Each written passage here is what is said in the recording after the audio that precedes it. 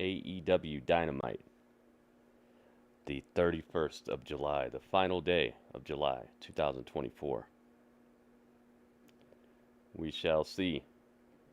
What do they have? What do we got? Anything crazy gonna happen today? I have a feeling. We'll see though. All right, let me get this going. Ooh, that's not the right one. Where is the right one? Okay, here. I got it. There's the right one. Okay, let's move this to the right spot. It's a little off. There we go.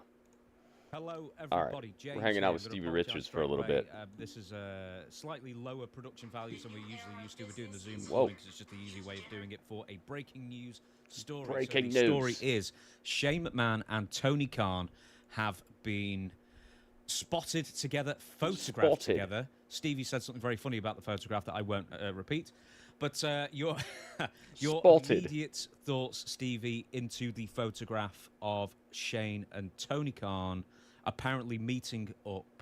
I don't even know if it's meant to be clandestine. That photo doesn't look like what's up? Welcome, everybody. press-up photo, if you know what I mean. It is time. Well, almost time. From reading what I read, it's kind of like the prequel to the prequel. The talk before Big the Rude. talk. What's up, man? The talk. Welcome. They're talking about Mark's in the house. talking Drew's later, in the house. to talk later after that to move forward. Did I get it right? Near enough. So Shane Well, McMahon. what I will say though is for the people that scoffed at when I said Shane McMahon would be great at AEW, that's something like that as far as Shane being the McMahon that could go there. They can get over with the smart marks. Almost get over time, with the guys. hardcore fans. Got and about also 11 bring minutes in before casuals. Dynamite. This by far, if it becomes a reality, if what we're looking at here, and I can't think that Shane's down in Jacksonville is my assumption. He went down to their headquarters, or he was in the area, or as they say, he was backstage visiting friends. Visiting friends, yeah. That's what they always say. Well, do you know what? It's something more complicated than this. So this is almost like a Wrestle Talk Now and it's Big Red. Now it's Big Red over on YouTube. Fightful, I don't know if they reported it first, but Wrestle Talk has provided the photo. So I'll have the photo up, obviously, so you can see it. The meeting was held in Arlington, Texas, where AEW is running a residency at the Esports Stadium until mid-August. So I doubt that Shane just happened to be in the area. So he's flown in, this is my guess, specifically to talk and, as you say, not just visiting friends. So seems like it's, I mean, even if it's a preliminary talk, it's important enough for Shane to shift from wherever he is to drop all the way down to Arlington, Texas for a face-to-face meeting.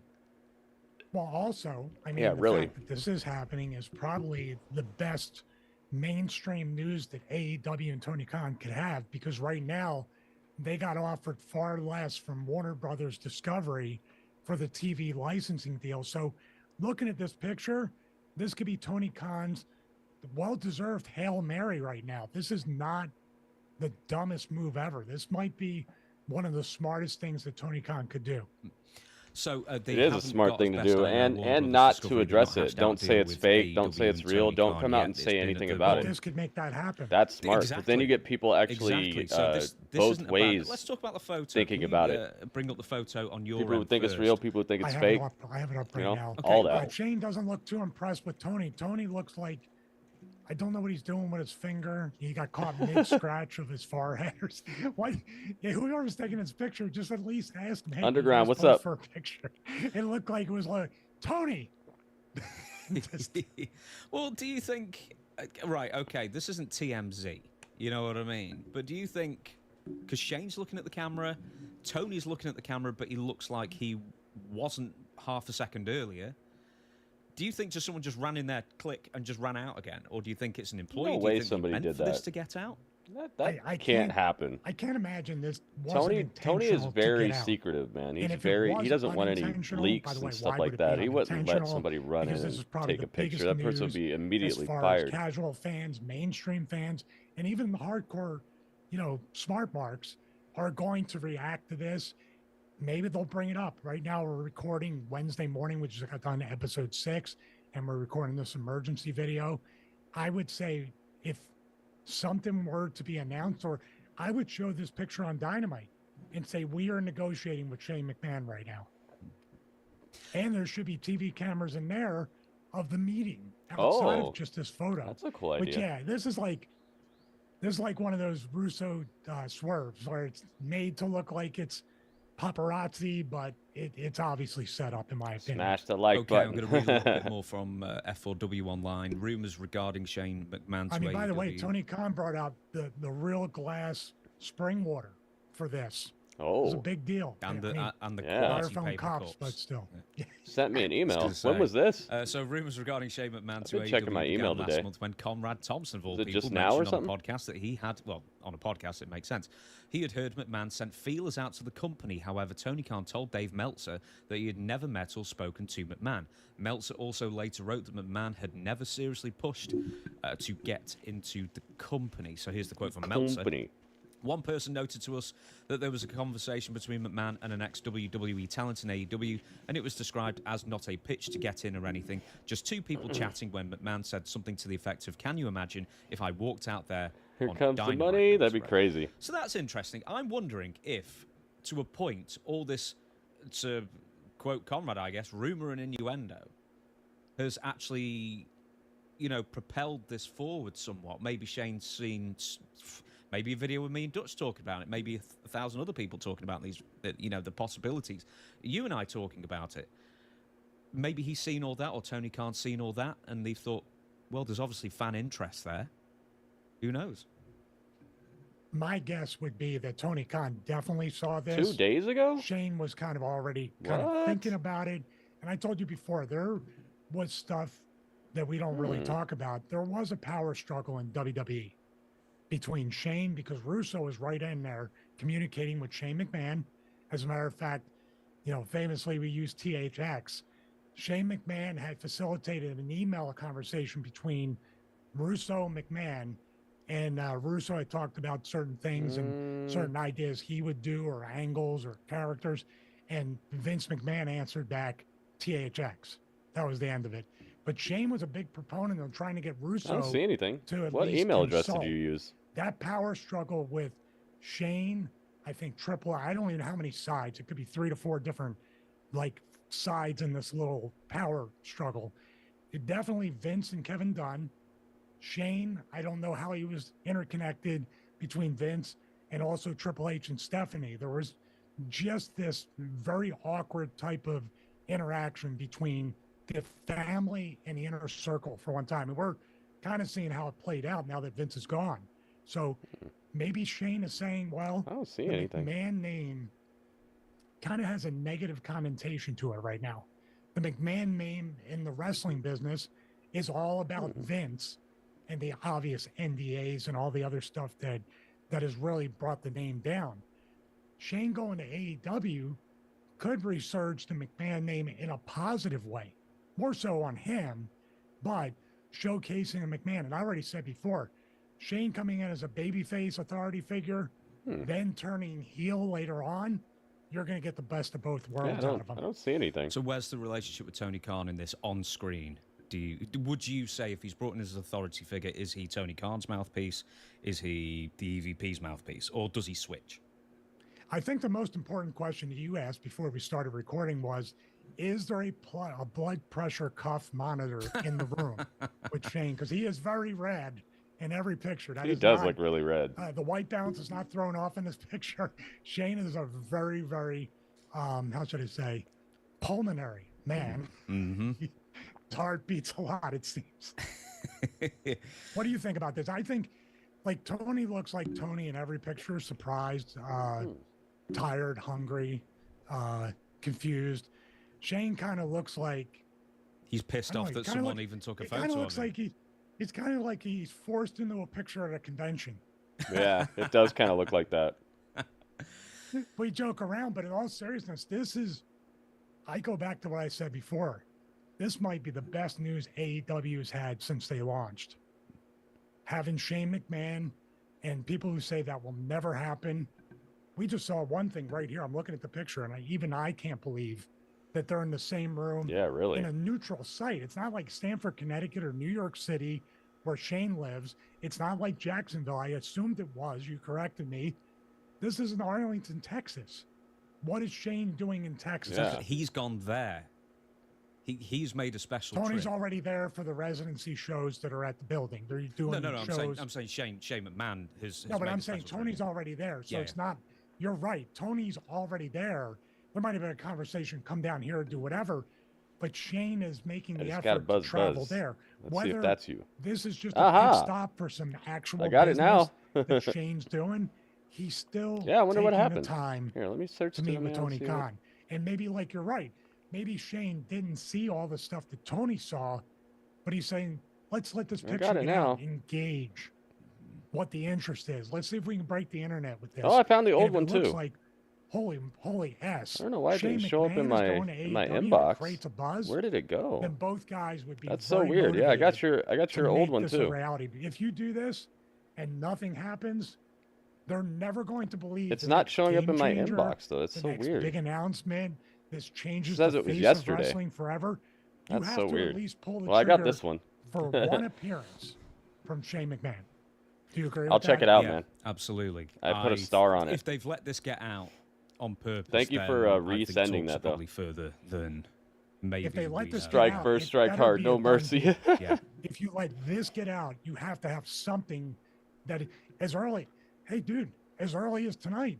This dude could show up on TV tonight. Do it tonight. He's in Texas. That'd be awesome. TV is tonight. It's live. I got a thumbnail ready for it. If he touches the screen, I got a thumbnail ready. Just from this picture alone, that the ratings get a bump. I wouldn't do it this week purely because the Olympics are on. They're killing the ratings for everything for this week and next week. But the week after, if they could get the deal done for 2 weeks later, kill them anyway. There's not as much competition, then that would be the biggest rating. It's not going to matter to the people who are watching the Olympics anyway. If they care about the Olympics that much, Shane McMahon is not going to tip the scales for you. In the Olympics.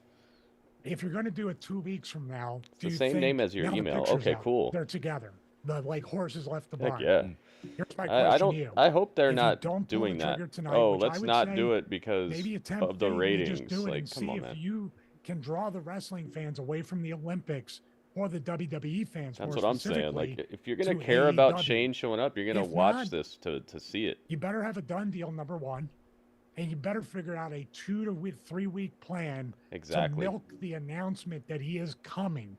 And when he does debut, you have 2 to 3 weeks to make it special. Leading up to All In, maybe. I would dare say now that could really sell some tickets to All In. The Olympics are over. Are they still in Texas, or are they moving to another building? Are they going to the Northeast? Are they going to New York? Are they going into WWE country?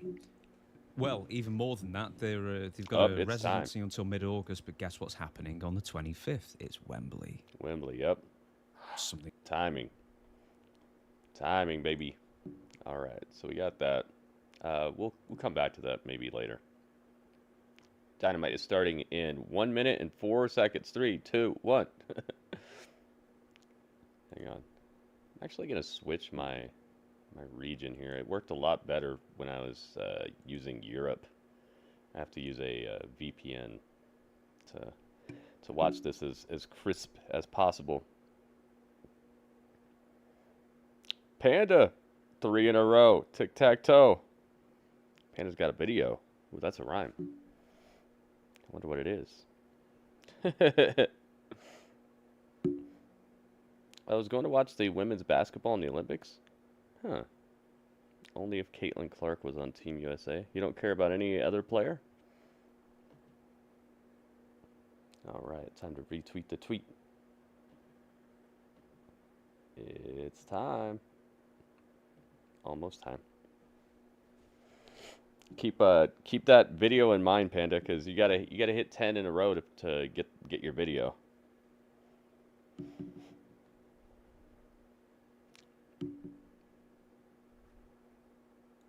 Oh, here we go. Hang on.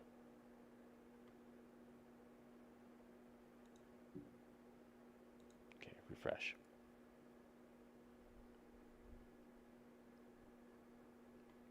I guess they recheck as soon as the thing starts. It caught me. Up, here we go. MJF.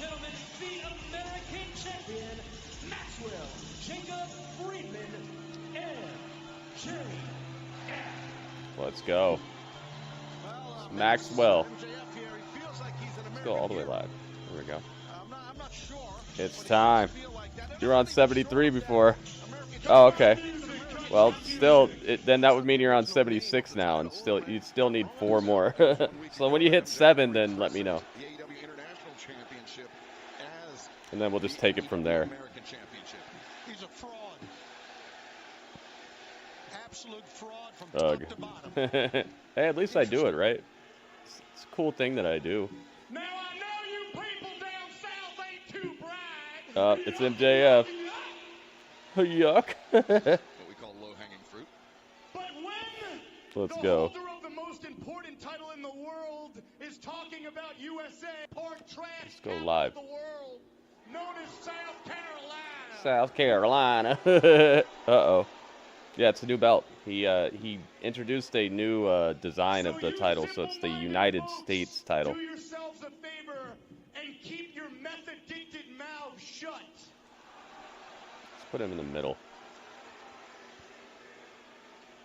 I'll be busy talking to real America. Thanks. That was funny. Ladies and gentlemen, I said shut your mouths.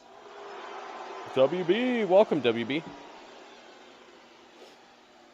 No class down south, no class. You are looking at the Hey, thank you again for the tip, WB, and the nice message that you attached to the message. I appreciated that. You sounded like Cornette. To our great nation. The same man who will be a one-man militia, and I will walk into enemy territory Sunday, August 25th. All in London, and I will beat Will Ospreay again. Again.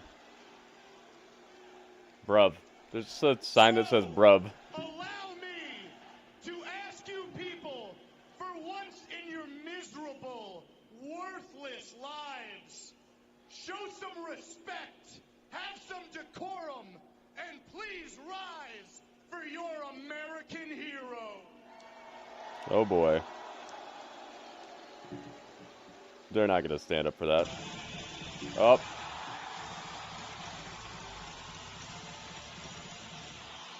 It's Will Ospreay.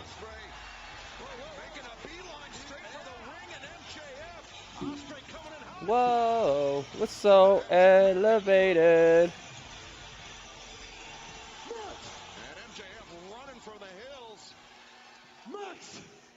You better do yourself a favor, mate, and keep running, because after what you said about my family last week, bruv, I'm gonna put you. Panda, you like Ospreay? You can't even imagine, bruv.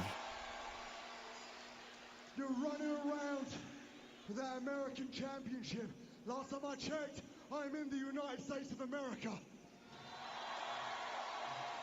Whoa. I know one thing about Yanks, mate. They love that flag the same way I love my own country's flag. There we go. I fixed it. Not a single one of these people Kelly, what's up? What's up? What's up? Oh, did it not let you talk in the chat before or something? Did it not show up? I said again, hey Gritty. It didn't show me. It didn't show me your message in the chat if you talked. The MJF was out. Mo, what's up, man? Welcome, welcome. And you threw it in the trash like it was a piece of garbage. Let me tell you something, Max.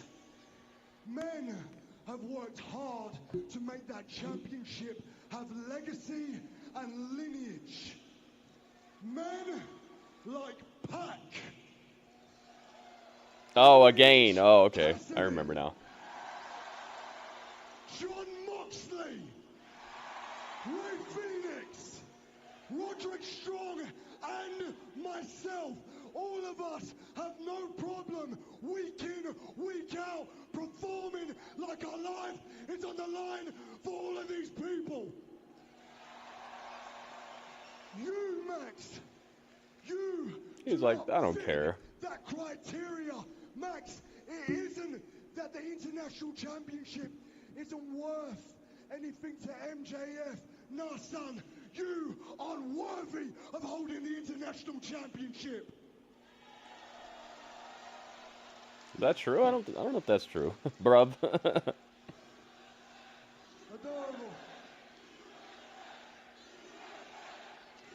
Oh, they're chanting USA still. Uh-oh. This is getting kind of sideways on him. Work was brutal today. Uh-oh. You okay? Welcome, Goki. The American spirit, the American work ethic, mate. Trust me when I say this. When you come over to London at Wembley Stadium, home turf, I will restore honor to the International Championship. Are you people like Will Ospreay, huh? Ospreay's your favorite, Drew? Nice.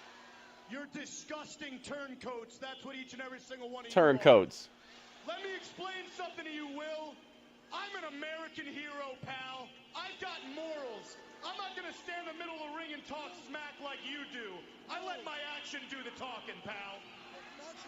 What? And at Wembley Stadium, I am going to annihilate you. Annihilate. I love that word. Teeth countrymen. But tonight, I've got a feeling after what happens to you, you ain't going to make it to Wembley, bruv. Uh-oh. Because tonight, Crossed eyes on him. in this shithole South Carolina, Oh, dang. That's what he's got to say? everybody dies. Oh, nice. He's down with Lance Archer. Absolutely. And so does Will. Let's go.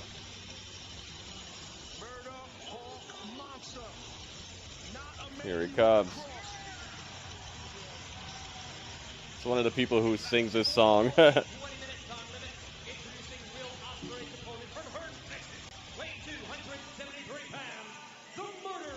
Oh, he's not singing it.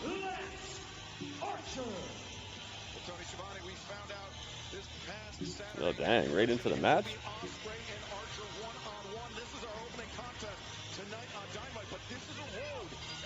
He's got a good song. All right, we'll put a prediction on this one. See what you guys think is going to happen here.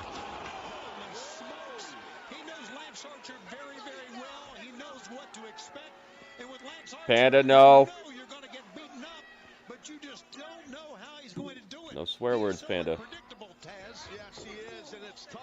It's tough. Ospreay's in a real tough spot, giving up a plethora of size. And obviously, I mean, MJF probably did a little payola here. You know what I mean? Excalibur towards Lance Archer. Yeah, and it's not as if Lance Archer ever needs an extra incentive to maim his opponent. But all right, MJF Lance could have sweetened the or blood for the Murderhawk Monster. Will.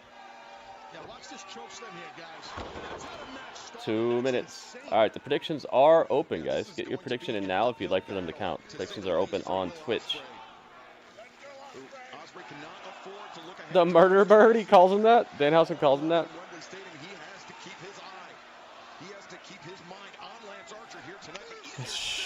Panda. I had to date and unpack a whole truck ordered by myself. Whoa. How long did that take?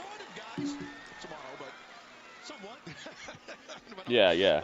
Mark, I don't think Ospreay's going to take many losses. But we'll see. Maybe there'll be something. Maybe MJF will come back out here and get involved. We know he's here. No, caught. Ospreay tried to backflip over the top rope. He did it, but he got caught by the throat. Nicely done, man.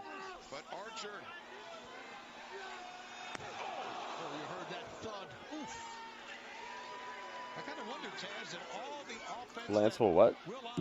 Who will win? Lance Archer or Will Ospreay?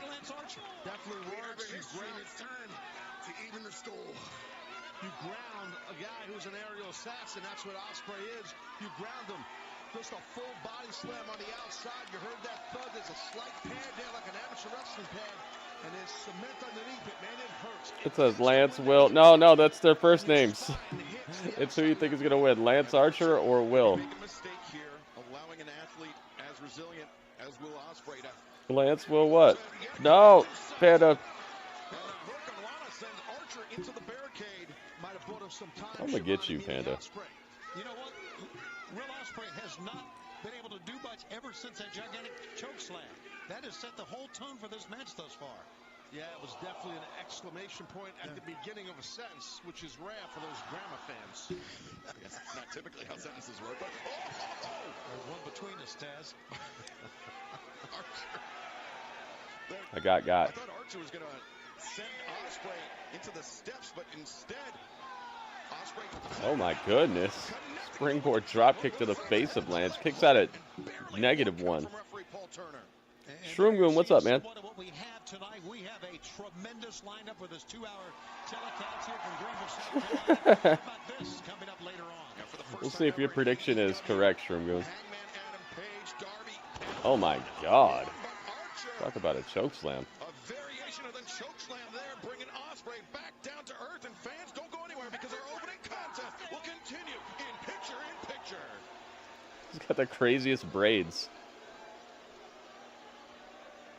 No, we're not going to picture-in-picture. We're sticking with the action. I don't know, Lance Archer is doing a great job of just dictating this match, but boy, Taz, he took a long time getting back to the point of attack right there. Yeah, but just stepping on the throat of Ospreay, just keeping Ospreay down. What will Lance do? Willow's on the outside here, trying to just cut down his heavy-duty offense by Lance. DraftKings. Is there a DraftKings for this? Imposing his will. Anytime they do DraftKings, I want to do it, man. I got free money off of watching AEW. I got $5. All I did was just predict what was going to happen on the pay-per-view, and I was in the top, like, I don't know, top 5% or something like that, and I got $5 for free. If it's Lance, it'll be a lot. Yeah, that's true. This guy does everything under the sun. He's like a Brian Cage guy. He's highly intelligent inside the ropes. Doing a whole lot. All the years of worldwide experience for Archer. Huge guys with huge movesets. It's payday? Oh, nice. Lance a lot? Oh, I see what you did there. What is he, 6'7"-ish? That's crazy because you can't pay me. What? Shroomgoon? That's mean, man. That's mean. I think there is a DraftKings possibly for WWE. If they do one for SummerSlam, I'll do that one too. Why not, you know? Free money. All you can do is be wrong and not get money. Or you could be right and get money. That's why you're one of the best in the business, Excalibur. $5. That could buy me like half a cheeseburger. Free is my favorite price. Heck yeah. Tail kicking is what we're seeing. Lance Archer is doing anything and everything he wants here. Problem with Ospreay, he's too protected in AEW. It's definitely something that I would like for them to work on, but at least they give the other people a lot of offense, right? $5 biggie bag. Oh, nice. Yeah. What if someone leaks a script? I'm sure you can't do it if you like work there. Or if you're like a relative. That's kind of how they do sweepstakes like that in the past. I've looked up the rules, and you can't even be like the person's mom who works there and stuff like that. Or else they'll get you. They'll find out. Or maybe they won't, but like it's against the rules for sure, and you're risking getting got. Got a couple of corn dogs. Nice.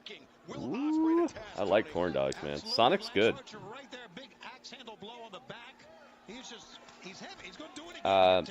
They do offer free pools. Yeah, I do all the free pool stuff. Like even if it's sports I'm not interested in. Like I'll do the free pools for golf and all that. I'm just like, okay, I'll just pick whoever I think is gonna win, and I'll just submit it. I'm a part of like everything they put up for free. I'm on there. Like I said, what's the worst that could happen? You just lose? I won't even know. I won't even care. Yeah, that's true. Risking your job too. Because there's no way you can get caught like that and the company can keep you on too. Because you'll get exposed, right? And then they can't let the whole company be folded for like cheater practices and stuff like that, insider trading type stuff. Oh, you weren't trolling me, Panda? I thought you were trolling me. That makes it even funnier. When Gritty wins $1 million, they find out he's very distant relative to Tony Khan, so no money. Oh. I'd get in touch with him then. At that point, I'd be like, hey, man, I just lost $1 million because they found out I'm related to you. So can I get like 800,000? I've been tired. Oh, yeah, you've been getting sleepy earlier. I don't know why he does that, because that just gets the opponent riled up. Taz, I don't understand his strategy. He looks at different trigger points right now. Is there still no bump? Is bump ever coming back, or is it done? Yeah, you can't bid it. Yeah, you can't do that stuff. I mean, you probably can, but it's just you're risking a lot because the company's gonna get rid of you if you get caught. You're risking like all your future paychecks on little payouts. It's done, I think. Oh, we should make our own bump. Saved himself, I should say. Ospreay ascending to the top. No. Archer with the grip on the throat once What's again. this? Oh no. Archer with chokeslam again? No way. Lance is standing on the top rope. No, Lance got Spanish flown. Spanish flown. That was amazing, though. And now the Oh my goodness. Dang. Spanish flown off the top rope. He was able to slam Lance Archer. Spanish flu. There you go. That's what it is. Healthy. About this healthy popcorn today, it tastes so bad. Oh, yeah, dude, I've been very disappointed with, like, healthy foods recently. Stuff is not my favorite. What is the bump? The bump. The bump. It's the WWE show they used to do every week where they would bring people on and interview them and show off, like, new merchandise. It's just like a cool show you tune into, and they would read people's tweets, and it's just a fun show talking about current events in WWE and what's coming up. And I was like, bum. Who's bum? Anime, welcome. What's up? What's up?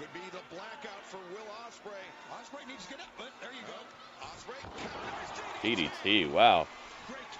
The body control of Ospreay. Hidden blade. Clocks the braids off of Lance. Lance kicked out at 1. Ay. Cursed Arrow, welcome. Another hidden blade. Got him. Jeez, man.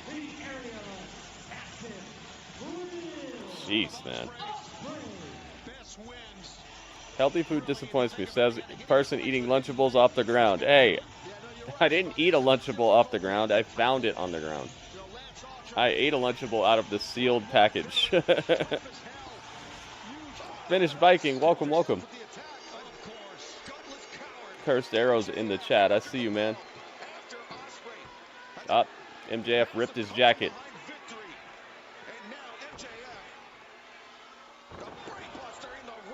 Ouch. That's no American hero, and everybody in this arena and watching on television. Real American hero, MJF is here. MJF. Jericho, welcome. That's not the same thing, Panda.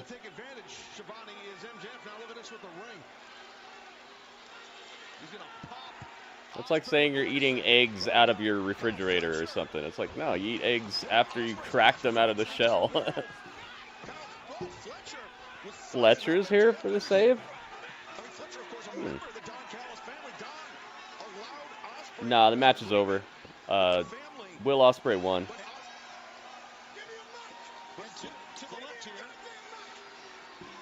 MJF wants a mic. MJF demanding a microphone. I think MJF ripped that expensive sports jacket. Extra crispy KFC, nice. Veal parm for dinner. Whoa, nice. Did you take a picture? I know you said no more getting involved in Ospreay's business because Ospreay's business is no longer family business, but that is my best. Who's friend. Fletcher? He's the guy who looks like Ospreay but is not Ospreay. He might no longer be a part of the Don Callis family, but that is my brother. And he is laying in a heap on the ground right now because of that narcissistic, self-centered asshole. It's this guy. This guy right here. And I am not going to sit back there and let him terrorize this company, injuring whoever he wants with zero repercussions. So, Max, allow me to reintroduce myself. Why Machine Gun Kelly help Ospreay? He does kind of remind me of Machine Gun Kelly. Machine Gun Fletcher. Now, I heard every single word you said last week about America firstly, and look, I hope these people know you don't give a damn about America. All you care about is what's best for MJF.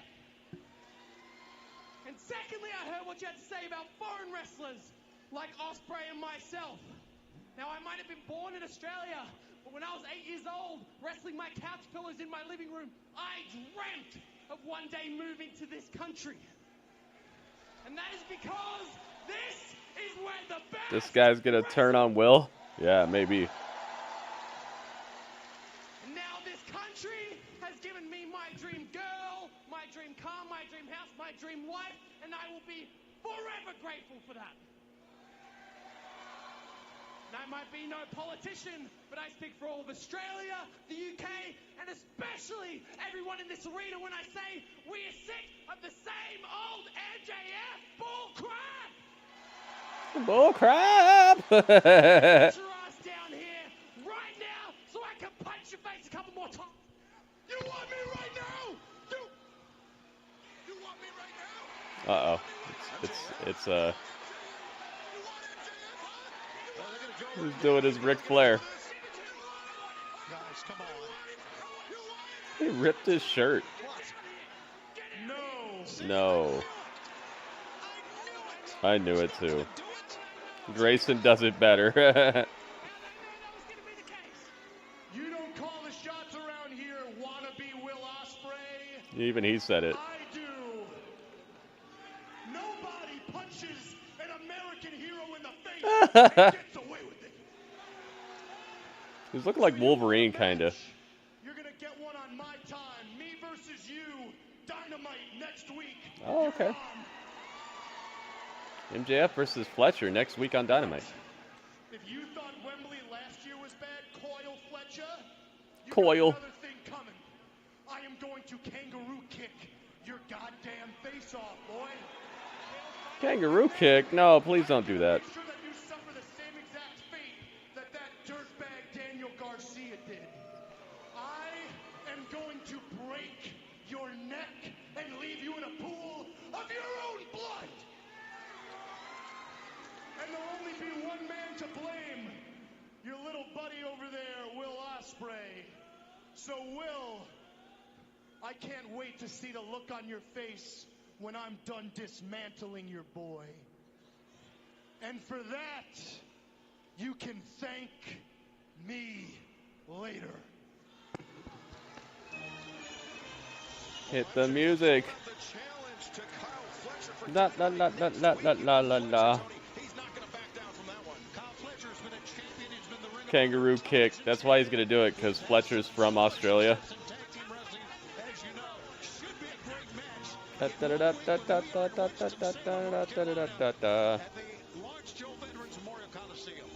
Yep, Ospreay did win.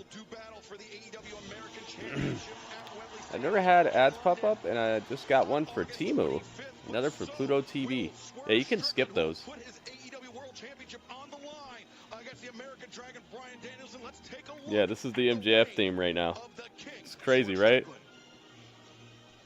Pull up your own bruv. Yeah, anime. He's just messing with people with this American hero stuff. Ryan, welcome. But yeah, Panda, I agree with you. Grayson does do it better. He's not a better wrestler than Fletcher, but he's definitely better on the mic.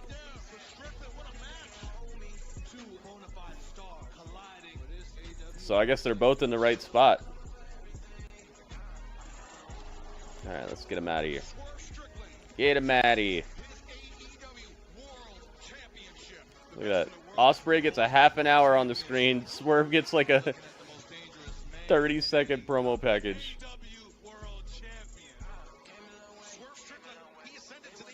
What a put your money where your mouth is moment for Tony Khan here. MJF with Luger's old theme. Nice, yeah. Writing a lot of checks. I don't know if he has enough funds to cash them. Yeah, we'll see. It's not crazy. November is coming around. I'll bet he's doing president gimmick next. Yeah, maybe. Didn't they did that before, right? It wouldn't let you skip. Well, they're probably really short ads then, because I don't have unskippable ads on my channel. I don't do that. So they were probably really short, or maybe you just didn't see like the skip thing. Sometimes it does that to me where the skip thing doesn't show up until like way after I would expect it. So maybe that was what happened.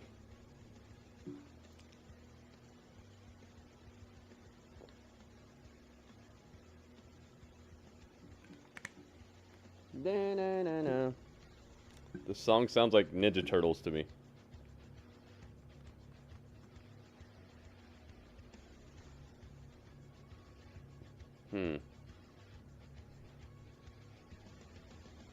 Oh, okay. Yeah. If it's 30 seconds, sometimes those are unskippable, I guess. Hey, thank you to everybody who's already downloaded the game with my link. Zenless Zone Zero. It's a really good game. The upload that I put on YouTube is getting some good looks too. I would recommend downloading it and playing it on your phone if your phone can handle it. That game is awesome. We already have 4 people who've done it thus far. Be cool if we could get a couple more people, because every time you guys, if you download the game, you actually help the channel out. I actually get a little bit of a kickback from it too. It helps to be able to pay the bills, and it helps that the game is great. I'd feel bad if I was asking you guys to get a game that I think sucks, but that game is not a bad game at all. It's a very high quality experience. I planned on playing it for like 2 hours and ended up playing it for 4 hours, so I just got sucked in. No, not Strike Force. Zenless Zone Zero, but Strike Force 2, that's a good game too. I was just playing that yesterday on stream.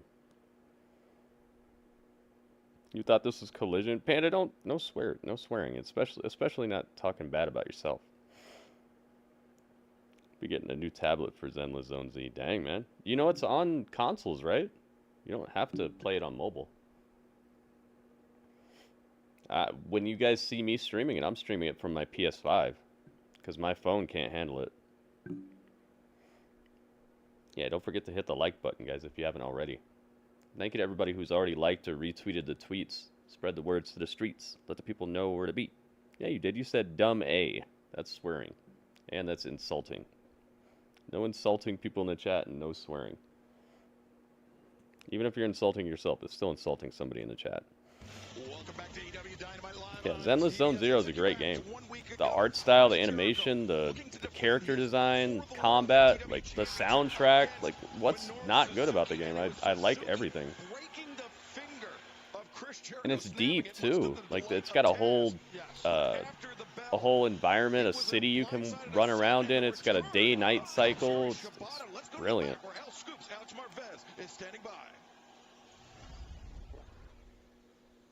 Chris Jericho, a huge win. Hey, it's Christopher Jericho. Last week's Dynamite, but first things first, I gotta ask Big Bill, what's going on with this tape? Why is this so You know, as the famous saying goes, so quiet. When the fruits of your labor are bountiful, thou must enjoy. So, Kris, we got you this cake to celebrate 102 days as FTW champion. 102. Accomplishment. 100 days as FTW champion.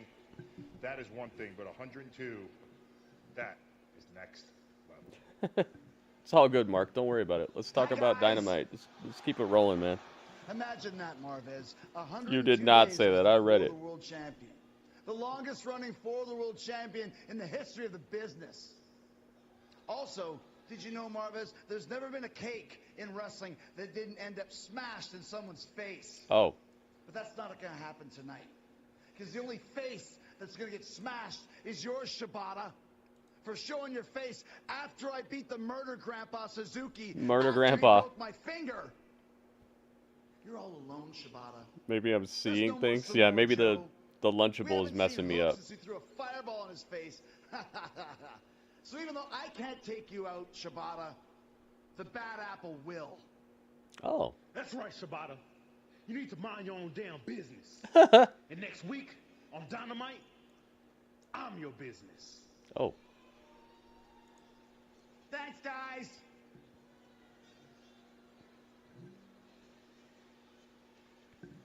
What? You want to respect Chris Jericho? Eat that damn cake. You gotta respect Chris Jericho, eat the cake. Yeah, don't waste the cake. Alex Marvez getting to the bottom of the story. Yeah, I figure I upgrade and get up-to-date tablet. How much are those costing right now, though? Might be better off just getting a console. The challenge thrown out by Bryan Keith, the bad apple for Katsuyori Shibata and Dynamite next week. Although, actually, because maybe at your job you can use the tablet, so maybe that is a good idea. I don't know. I don't know if you're allowed to have a tablet at your work or whatever. You're going to eat that cake. It's Kris. Statlander, from one Kris to another. A lot of bad blood in this match, but Taz, Jericho, it's just making a mockery. I like her theme song. You created and a title that really meant something. Yeah, no, he did. He is, and I know he is. Wonder when he might retire. I don't think Jericho's ever gonna retire. I think he'll fade away, and he'll just become like one of those destination spectacle kind of wrestlers where he wrestles like one match a year and it's gotta be good, you know. I think he's gonna be wrestling till mad late, and I don't think he'll ever officially retire either. I think he'll get in the Hall of Fame though. Yo, Dwight, what's up, man? Thank you. I'm glad you liked the hangout, man. Thank you for being here, and thank you everybody who's already liked the stream. Let's see if we can get like 30 likes. That'd be great. Why is Stokely still here? Dude, I don't know. Tony probably finds him really funny or something. It's Willow. Not that Willow. This Willow. Dang, man. Who do you guys think is winning this? Let's put a prediction on this one. Let's see. Could be in serious trouble here. Statlander, big time drop kick. And now the match starts. You heard the bell. Both competitors. That's how they start the match. Ref is like, just ring the bell. It's fine. Don't even ask the other person if they want to. If they want to continue or anything, just let people do whatever they want. So willy-nilly here sometimes. All right, predictions are open, guys. You have about 2 minutes, less than 2 minutes to make your prediction on Twitch. And I got to tell you, Excalibur, I kind of agree with Stokely and Stat a little bit on it. I think maybe it is a little disingenuous. Blah blah blah blah. What's blah blah, Panda? I mean, she's a shining That because he's a wizard or what? Fresh air. Yeah, I understand, but still, you never know. Sometimes people smile so much you can't trust them. Yes, you are right. No, I mean Willow Nightingale. This is a Eliminator match, by the way. So if Statlander can win this, she gets a title shot. Willow connects, big elbow strike. Nice cradle, fisherman suplex. Just subscribe too. Thank you, man. On those tippy toes. That extra little bit of leverage Not much of a smile now. Huh? No. She's old business. Willow, when it's go time, she's tough as hell. Oh, that's the lyrics to Willow's song. Blah, blah, blah, blah, blah, blah. But Willow avoids it and connects the elbow strike. Statlander introduced face first into that ring apron. I'm just picturing that cat from Kick now, the Ba Ba Ba cat. Yo, J-Rock with 20, I see you. Nice streak. Wish Jeff Hardy and Willow would return. Maybe. Well, he's in TNA now, and they just ambulanced him out, so maybe he will come back a little different. We haven't seen him since his tragic decimation. So maybe next time we see him, they'll start something like that. We shall see. Yeah, Jeff Hardy's out of here. Him and his brother don't work here anymore. They had their taste of AEW, and they're back in TNA now. They're like, all right, we're out. We'll see ya. Thanks for the paycheck. Goofy movie, nice. An MJF that we saw earlier. You know, I love Goofy movie. The gutless coward MJF. Yeah, absolutely. Yeah, the Lake of Reincarnation. Maybe that's necessary to get him back. Great card. Yeah, we got conglomerations on both sides of the ring in that trios match. Yeah, definitely great lineups week after week. Wednesday nights live on Dynamite for sure, and tonight is on par. And Mariah May was AEW not fun for the Hardys? No, it probably wasn't. Oh my goodness. Yo, it's Mo-Mania. Oh my goodness. Let's go. It's Mo-Mania. Oh my goodness. Mo, thank you. 100 bits. Thank you so much, man. It's our biggest cheer of the day thus far. Thank you for hooking it up, Mo. Mo money, Mo. Did you know Disney never said Goofy was a dog? I did not know that.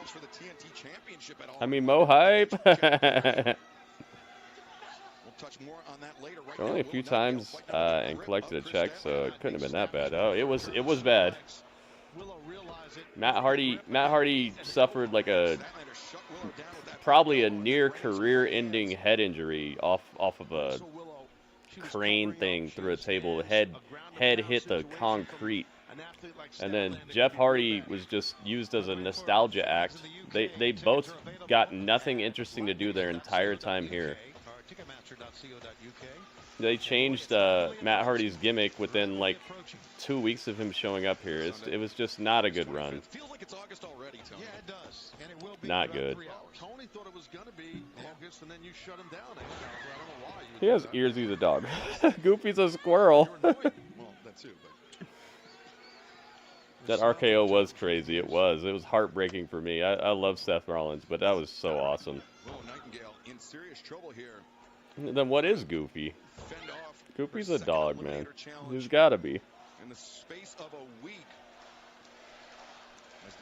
The Hardy front office. Oh, you like that stuff? That was cool for Dark. I like that, but it just seems so like back burner because of what show it was on all the time. That I would say that probably was the best thing about the Matt Hardy run.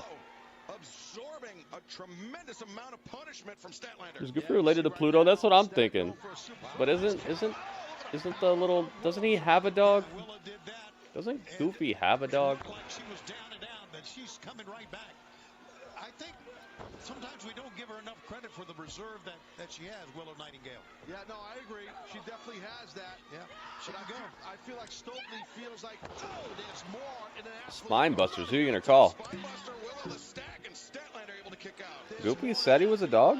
Statlander is in Willow, hence why Stokely attached himself. Jeff got cracked in the face by Sammy too. Yeah. It just wasn't a good run, man. Looking for the doctor bomb, perhaps. But Statlander aware. They need to be more of a center of attention, and they need to be allowed to flex creativity. You can't tell me Matt and Jeff Hardy aren't two of the most creative wrestlers to ever do it. But they show up in AEW and they just have to be the old Hardys and come out and do this all day and wear the same old gear and all that. I bet you that just probably sucks as a creative person to have to go and just be a nostalgia act all day and do your greatest hits. I bet you it was just not creatively fulfilling either, you know. I'm glad they're out of here, because this is not the right spot for them anyway. Especially in their advancing age and like waning physical ability. Like, they need to be somewhere where they become more of like a special attraction, not a nostalgia act that has to relive the glory years in front of the crowd and stuff like that. Goofy's a skinwalker? Pluto is the dog. Okay. Goofy is a skinny walrus? What the heck? Oh, and Who Framed Roger Rabbit, he said that. What? Death Valley on the... Oh my god, dude, that looked like I was about to be bad. Oh. Dro, what's up, Dro? You guys are funny as heck. Death Valley driver on the apron. It looked like Kris Statlander was about to not make it all the way over for the rotation. I'm glad she did, though.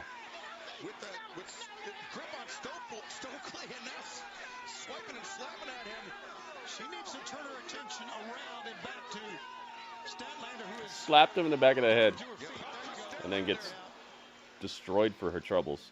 Using Willow's anger against her as Statlander returning Willow to the ring. Photo is Milky's dog, not Goofy. Oh, Pluto. Pluto is Mickey's dog. Oh, okay.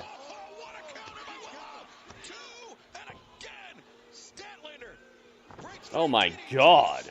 Yo, Spike DDT. I can't get behind Mercedes' work here in AEW. Yeah, she's okay, I guess. I don't really care about her work that much either. She looks like she's gonna snap herself in half. What if Mickey was Goofy, Goofy was Donald, and Donald was Mickey? Like if they all traded names like Street Fighter characters? M. Bison and Vega and all them? It's all good, Mark. I decode people's misspellings all day long for my profession. Like, that's literally part of what I do every single day, so I'm kind of used to it, man. 450. The heck? Aubrey Edwards is trying her hardest to be super dynamic on that count there. What if Mercedes is really goofy? Well, then she is related to Snoop Dogg, so maybe she could be a different dog. Might make sense. I text to voice a lot, yeah. Some people do that, and it creates interesting outcomes. Got her. Ref distraction win for Statlander. Statlander now gets a title shot. And Aubrey Edwards, she never saw that chain wrapped around Statlander. She never saw that chain. Refs stay getting bamboozled in AEW. Remember the coin flip last week for Blood and Guts? Yeah, good thing he's got deep pockets, real deep. And I mean, as if Statlander had stolen. So would you say Mercedes has plateaued in a way? No. Well, in ring wise, yeah, because I don't think she thinks she's the best wrestler, dude. She probably thinks she doesn't need to level up at wrestling wise, but I don't think she's plateaued at all. I think her as a heel. Her as like your top heel sounds like a really good idea to me, because she's just so unlikable, so good at like that laugh and just her mannerisms and stuff, dude. I feel like she has not plateaued in terms of like how big of a heel she could get. But in ring, yeah. We have security coming out here to try and slow down this attack from Statlander. They need to just try to roll Willow out of the ring here. Get her out of harm's way. Yeah, Willow Nightingale, who already got that, oh my God, receiving into the beating during the match, and now it's Kris Statlander. Look at this. Oh no, my headset's starting to give out, dude. One side of my headphones is, when I move the wire, it one side is messing up a bit. I don't like that. Kris Statlander won. Women's World Championship by virtue of her victory here tonight, tainted or not. It was Statlander getting the win and getting the shot at Willow. You predicted Kris, but you thought that Willow would win for sure. Yeah, a lot of times people don't win these eliminator matches. Look at that, she even carried Sophie, helped her off the apron, helping her short king come back down to earth. Kris Statlander punishing Willow Nightingale. DJ Cat from Sky One comes back to TV. I don't know what you mean. I don't know anything about that. Stokely, but obviously Kris Statlander, but she's got her title shot. Yeah, you saw Willow struggling to Security beat down as well. Yeah. It's like everybody who works for Tony Khan on a professional basis gets made to look incompetent. Besides Renee Paquette. Everybody else looks like they're just not doing their job right. Live on Dynamite. But let's take you back to 1 week ago where Bryan Danielson was talking to Renee Paquette and had a very interesting interaction with none other than Double J, Jeff Jarrett. Even talking to Doc Samson, your neck is fixable. You got to make sure that it stays fixable. Yeah. I'm gonna go out there. I'm gonna work hard. I'm gonna do my best. You know what I mean? And yeah, just try to enjoy the moment because I mean Wembley Stadium. I mean how awesome. Who wins? Panda wins. What was the number? 73? No, 24. You know better than anybody that I was crushed. Good job, Panda. You win. You overcame the odds that I didn't. Panda But now did you it. got Wembley. Hell, it sounds like you've got 1 foot out the door. If you're going to go all in, Panda, freaking go all in. A lot of people believe in you, and I'm at That's the very the top of that that's the list. curse, Strange. Nobody's perfect, right? There's always some imperfections here or there. You're not gonna find a perfect person on this planet, and that's part of the beauty of life in the first place. Is like if there was perfection, it would just be like, how do I put it? If there was a perfect person, then it would kind of discount the whole dynamic of being a human in the first place. I feel like people should have to work towards certain things in life. If you're just born perfect and everything's all good, then I feel like there's not much to work for. There should always be something for people to strive towards and want to improve. Or I think if you can't work towards something, then your life has less meaning than somebody who isn't perfect at that point. Wingo. Connect 4. Ouija board. That'd be funny if we could do the Ouija board. Maybe I could create a bot where we do a Ouija board. Although some people might not like that. Some people might get creeped out. Bryan Danielson. I can't wait to hear his speech tonight, man. I gotta find out what's going on. I've heard that, especially with the women, it's better for nice people in real life to be heels, like Charlotte. Nice person, but sucks as a face? Huh. I have not heard that. You need to heal? Maybe a message for Bryan to turn heel. Oh.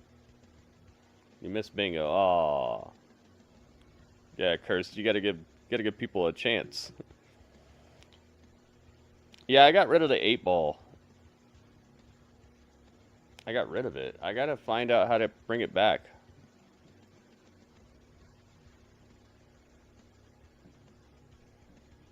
I gotta find out how to get it back. Add 8-ball.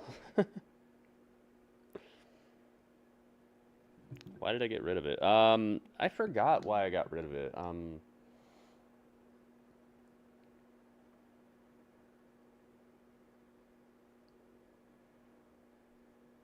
I forgot. I think somebody did something stupid with it. I don't mean to call it stupid, but you know what I mean. Like something that made me think that it's not a good idea to have it. Somebody probably was using it in an obscene way or something like that. So I was just like, all right, let's get this out of here.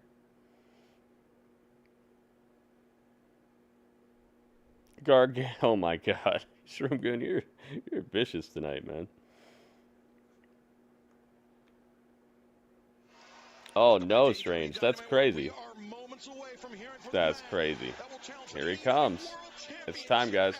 Kill the wabbit. Ladies and gentlemen, the American Dragon. Kill the wabbit. Just got rid of his picture.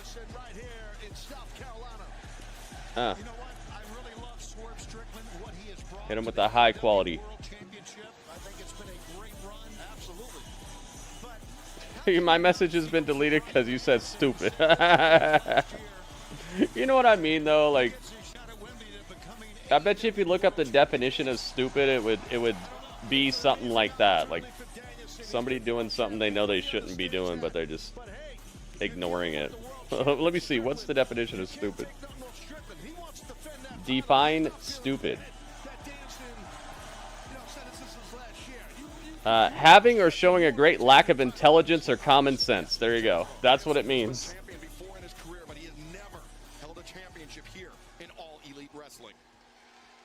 If I could get it to focus, that'd be great. But yeah, that's what it says. Having or showing a great lack of intelligence or common sense. What an incredible performer. It'd be cool if that'd be a cool thing if you could have a bot that would, like, if you put exclamation mark and then a word, it would define the word.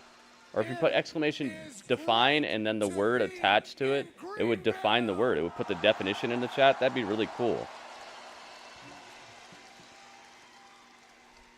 And usually people say that just to get a cheap pop, just to get that cheer that I just got there. Define stupid. It's definition of stupid. See, that would be cool if it worked. We actually got our engagement pictures taken right here in Greenville.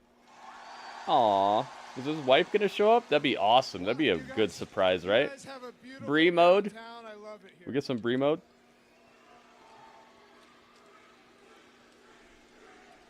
Bree. Kill the wabbit. Yep. It's funny because Bree and I were actually just looking through those pictures, and while we did, you realize it's very true what they say. You don't realize it's the good old days until they're almost gone.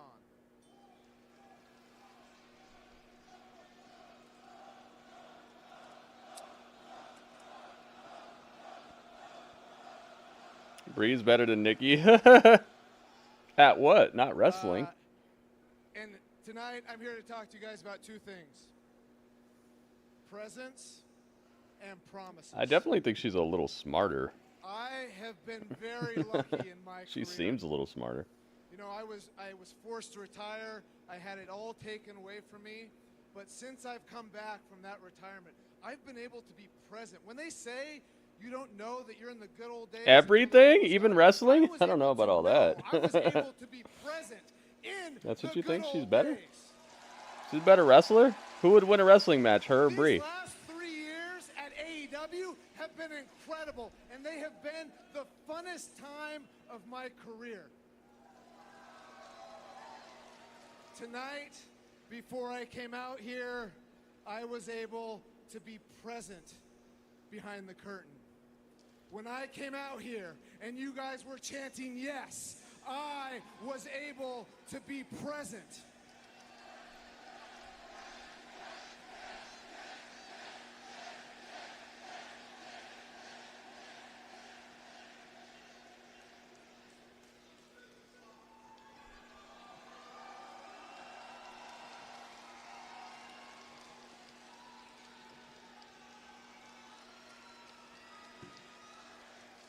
Nikki just weird if you watch Total Duty. She is weird. She really is weird.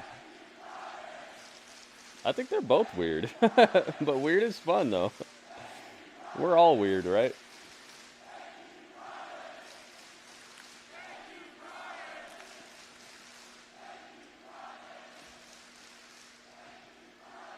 We're all a little weird. That's what I was talking about how, like,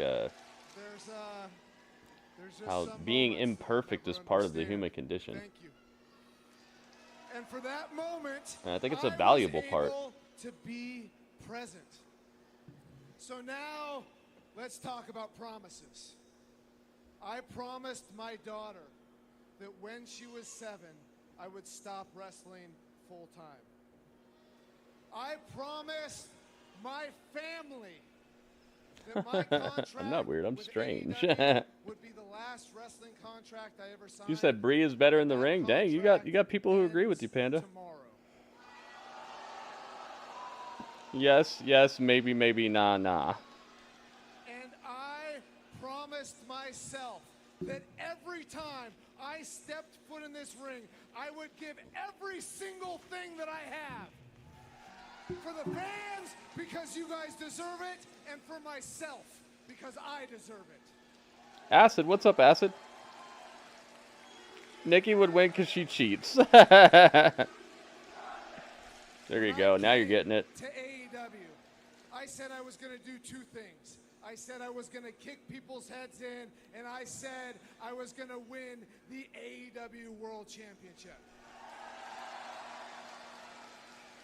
Did he say that? The last 3 years, I've kicked a lot of people's heads in. But I have not. Oh, they fought before? The AEW World Championship. Yet. I forgot what happened there.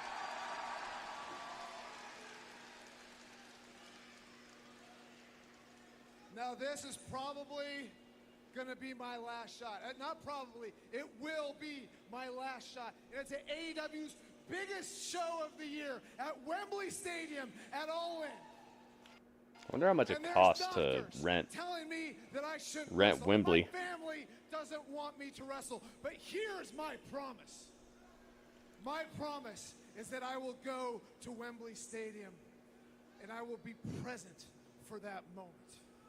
I promise that I will go to Wembley Stadium and give you every single thing that I have. I promise that I will give you 100%. You don't have it? Oh, jeez. 101% is not possible.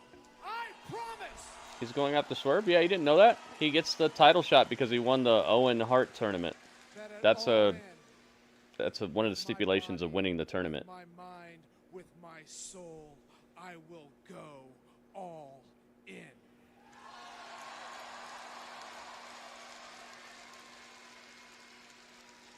And to ensure that I keep that. Nice camera work there, the way they had him framed up with the all-in behind him. That was good. Unfortunately for Danielson, Swerve at the top of the hour. Swerve Strickland is not going to let his challenger finish that thought. Well, definitely Jarrett's conversation motivated Danielson, but the champ is in the house. And he looks like he's all business right now. You know what? That was some great words from Danielson, but I do not blame the world champion for coming out here. He seems so popular right now. Tony has done this guy like no favors, man. It's really sad to see, because this guy actually could be a really epic world champion if they would invest as much into him as they're investing in a lot of these other people, but they give him very little, man. Bryan is 100% losing, that's what you think? We'll see.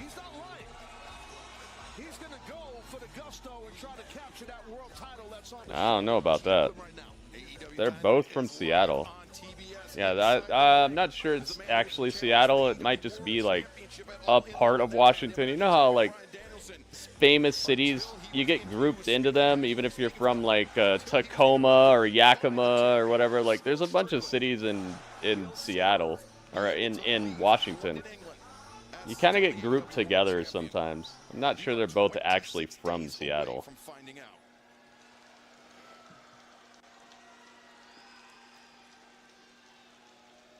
Oh, Panda's trying to figure out what the command is. Remember Stephanie slap Brie? I remember the Stephanie stuff, yeah.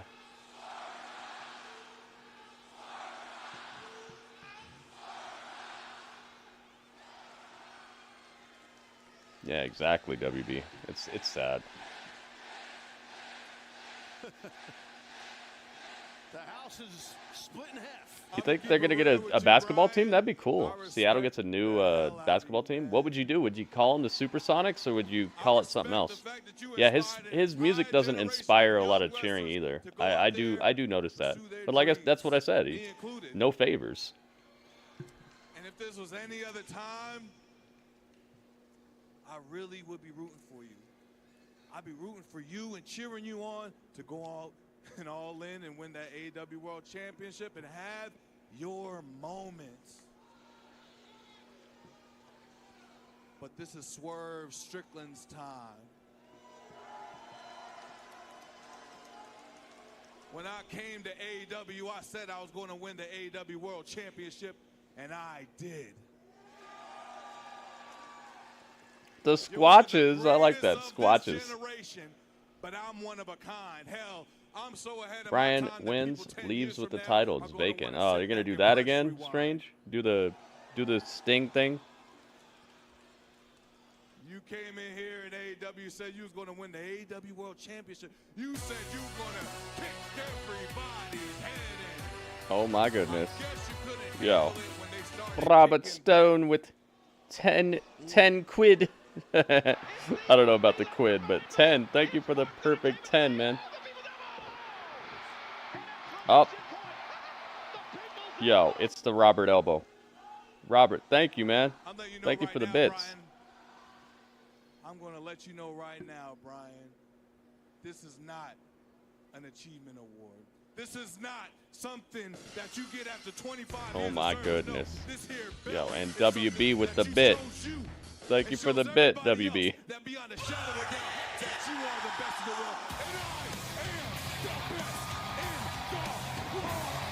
Oh my goodness. Hooking it up. Thank you for the bits. Oh my goodness. The perfect 10 bits. Look at this.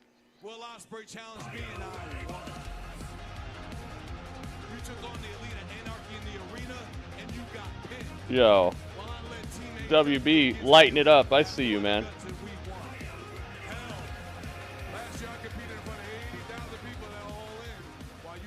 Thank you, man. I think it's I think you're missing a 6. I think it's a 6. Let me see. Don't tell me. Okay. Sorry, geez. You seem like you were getting a little upset. Okay. I know you like to make a lot of promises and you want to be in the moment. Lil Boosie has a song called Swerve. Let's be in this moment, Brian. And let me make a promise to you. You guys are telling me news. I don't know about that. I promise you that I am the most dangerous man in AEW. Good. I'm going to also promise you this. Invade his house. That you will not be walking out of All In as champion.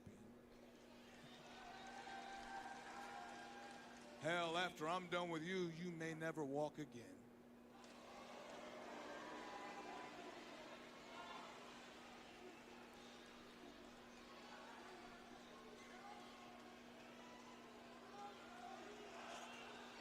Swerve, I have one more promise.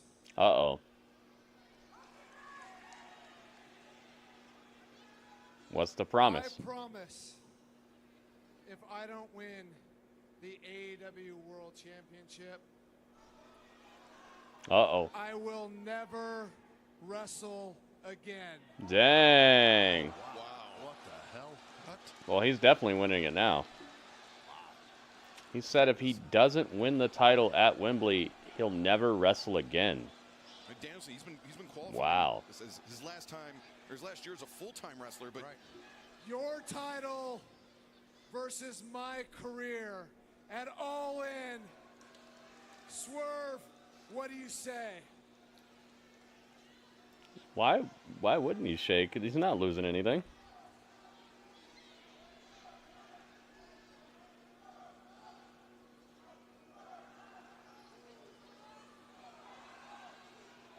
Shake his hand. There you go. Career versus title. That's Yep. very noble of you, Bryan. But don't keep that promise to me. Keep it with your family. Ooh. Ooh. Swerve Strickland never with any compunctions about. Dang. He put it all on the line. Well, it's the right thing to do with this size of a match. With the prize that's on the line, the AEW World Championship. Strickland is playing the mental game perfectly, in my opinion, with Danielson. As if the stakes. Yeah, WB. That sounds good. I'm down with that. Bryan Danielson ups the ante here tonight, putting his career on the line. Tony, I mean, this is massive. We all knew how big the match was. Bryan Danielson to me is Now. or he just got caught up in the moment. I'm not so sure. I think you make a good point, Shivani, but I think it's more confidence. Yeah, it is what I thought it was. Okay, I just had to check for myself to find out what the command was. It don't matter what happens. He's going to leave it all out there. That's what he does. Well, Danielson, I mean, he's had When is All In? It's near the end of the next month. So it's, I'd say, basically a month away. for the AEW World Championship. He defeated Samoa Joe. Is it 204? Yeah, it is. He did what Danielson could not. It is 204. This is a very high-stakes situation, and right now, I understand our colleague. That was cool, but like, you see how much time they devoted to that versus how much time they devoted to Will Ospreay and MJF and all that. Title versus career with Bryan Danielson versus Swerve. There's just such a diametrically opposed amount of investment that's going into Swerve right now. It's ridiculous. Oh, he slapped the hat out of Jeff Jarrett. Next week. Oh. Jeff Jarrett versus Bryan Danielson next week. Dude, I can get behind this. Let's go, man. You got it. Dang, right after I told you it was 204, you got it. You got it. Let's go. Probably would have been less. Yeah, exactly, WB. If Bryan Danielson wasn't involved, he probably got half that time. Oba Femi's music is better than Swerve's. I agree.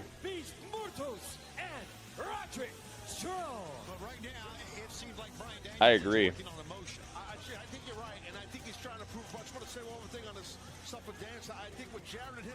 The Beast Mortos. Do I have him? Is it Beast? I think I might have put him under Beast. The Beast Mortos. Let's see. There he is. Boom. The Beast. Make him a little smaller. There we go. Who else? Roosh, right? Yeah. Roosh.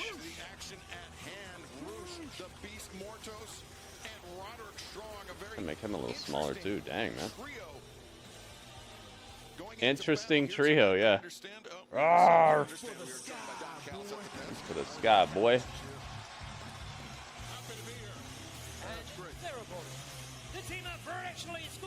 Look at his turn him. Let's see. The Ring of Honor World Champion, Mark Briscoe. Mark Briscoe remains Ring of Honor World Champion. This is tough right here. By fending off the challenge of Roderick Strong this past Friday night at Death Before Dishonor. And what an incredible... Mark Briscoe, man. This guy is so good on the mic. I love his promos so much. Being a part of the victorious Team AEW at Blood and Guts. All right, all right. Competing, winning on Collision, and now here tonight going into battle. Let's put 100. 200. Jump start once again. He's going after Roosh. He went right after Roosh in this matchup, and this it's a wrong thing There we to go. do. And Ishii and Strong picking up right where they left off, but It's Ishii. inside the ring taking off Take off the jacket. Oh, he's doing the bull gimmick. The bull gimmick. Yeah, the Matador gimmick. That was it. Orange Cassidy did the bull thing to the Beast Mortos. Bulls can see blue and as well as red. I hope Mortis cuts him in two. Wow, Orange Cassidy's pretty quick. Look at this. Oh my God. Beast Mortos. What the hell? Orange Cassidy. Cassidy was looking for. Wait, what? Why did Beast Mortos just fall down? What the heck happened? Why did he fall down like that? The Zoo Crew. I remembered all the numbers besides 6. Yeah, I was like, I think you're missing a 6. That's why I said it, because I noticed like you weren't typing 6 very often. I was like, I even had to check. I kind of forgot it, but then I remembered once you started typing it in, I'm like, yeah, I think I know what it is. Two powerful guys right here. It's the big baby. Ishii. I'm always busy, Shivani. With Kyle Fletcher coming out and what happened with him and MJF and wow. Who else is on the squad? Oh, Mark Briscoe. Other people's business. We have our own business to take care of, but you know, relationships are what they are. Oh, and now there he is. Mark Briscoe creeping. Creeping and sneaking. Get you on the weekend. Look at him creeping. I like Rouge. He's my guy. Now the shoulder tackle center of the ring. Neither man willing to give ground. A stone pit bull. Let's move Orange Cassidy over just a little bit so you can see him. All right, I'm not putting a prediction on this match. This is just this is one of those matches where you can just tell that there's nothing on the line. It's just whatever. Oh, that didn't hurt. Olay! With this Shane, we don't know, man. We don't know anything about that. I don't want any rumors either. No rumors, no spoilers, no dirt sheets in my chat. We don't do any of that here. We just watch the show and have fun with whatever we get. That way it's never like a disappointment. Step behind. Oh, look at how Ishii chopped down the lariat attempt, and now rolling elbow strike. Ishii goes down. 2-0. How's Dynamite? Yo, Legato, what's up, man? His boots have hoof toes. How's Dynamite? Dude, I don't even know how to call it yet. It's been okay. It feels kind of like a little bit hollow. I don't know how to explain it. Feels a little hollow and a little formulaic right now. I'm looking forward to maybe something surprising happening tonight. I think they need it. Especially with a match like this. This looks, it's kind of just thrown together. Yeah, SummerSlam's coming up this Saturday. What a segment between Swerve and Bryan Danielson. Yeah, it was good. Speaking of great timing, how about that? Roderick Strong, such a tremendous technical wrestler. Uh-oh. What's this? Blockbuster. Yeah, tough landing for Strong. Dwight, Kyle O'Reilly has a lot of health issues. And he was gone for like a year. So there's a possibility that his health issues have caused one side of his body to not be as strong as the other. I've had that happen. I just had a heat stroke and it made it so like one of my eyes wasn't working right or looking in the right direction. Like things happen, man. The fact that he's still out here and wrestling at like a super duper high level is just a testament to how good he really is, though. Nice shot by Ishii. Singling out the Beast Mortos is this Conglomeration trio. This is what you got to do against Mortos.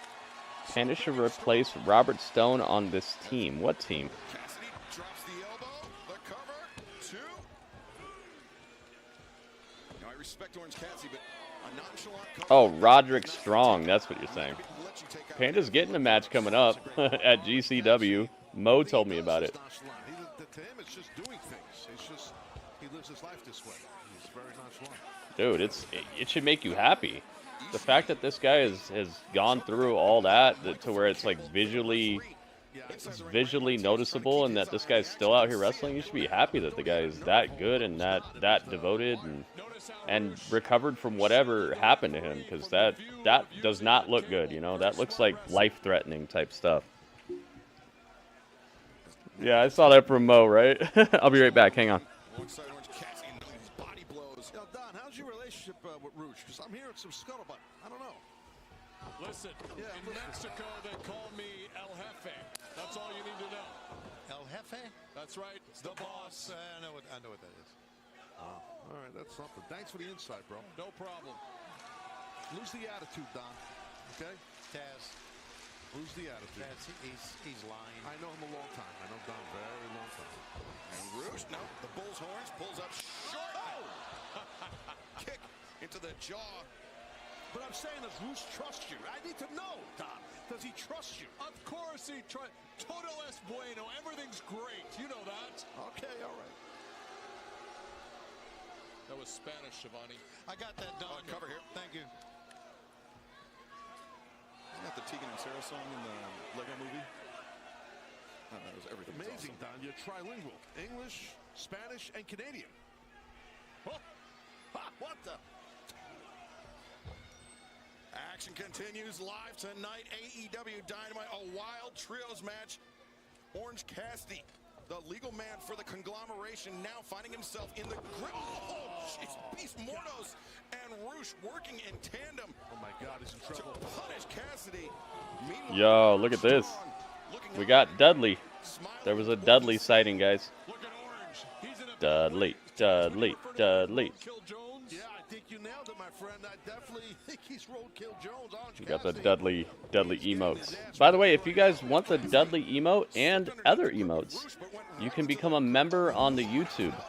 I don't know if a lot of people know about this, because we went a little bit of period of time where the memberships were gone. Now the memberships are back, guys. So become a member on YouTube. Not only do you get the emotes, you get the Dudley emote, you get the Gritty Hype emote, the Great Match emote, you get the AEW emote, the NXT emote, the Chat Champion emote, and you get a badge next to your name that levels up based off the months that you've been a member. And your name is a different color in the chat, so you get to stand out a bit. And on top of that, you get to know that you're supporting the channel every month. Your part of your contribution, part of your membership goes to me, and actually helps me to pay the bills, pay for the internet, pay for the electricity, the stuff that I have to pay for every month to keep the stream running. So if you appreciate the stream and you want some cool stuff for your name and all in your account, hook it up, guys. Become a member. There's a bunch of different levels too, so you don't have to go for like the most expensive membership or anything, but anything helps. And you get the perks. Oh my God, Roderick Strong got tossed. But yeah, you get the perks on top of that too. What's up? What's up? What's up? I don't even know how long I've been a member. You're not a member. You're not a member. Member is where you click the join button. You're a subscriber, but a member is where you're actually paying monthly to be a member. Here comes Briscoe. Mark Briscoe to the top. Froggy Bow, Roderick Strong. Ishii's on high. Could be at the sliding D. The cover. Nope, breaks up the pin. Pushing the pile. Like a car wreck out there. Mercedes Monet, I see. Hey, we all like who we like. Oh my goodness. Yo, Mortos is so good. Join button is where the subscribe button used to be at on your page.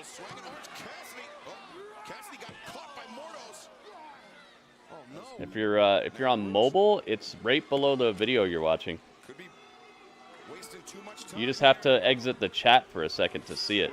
If you're just in the chat right now, it's covering it up.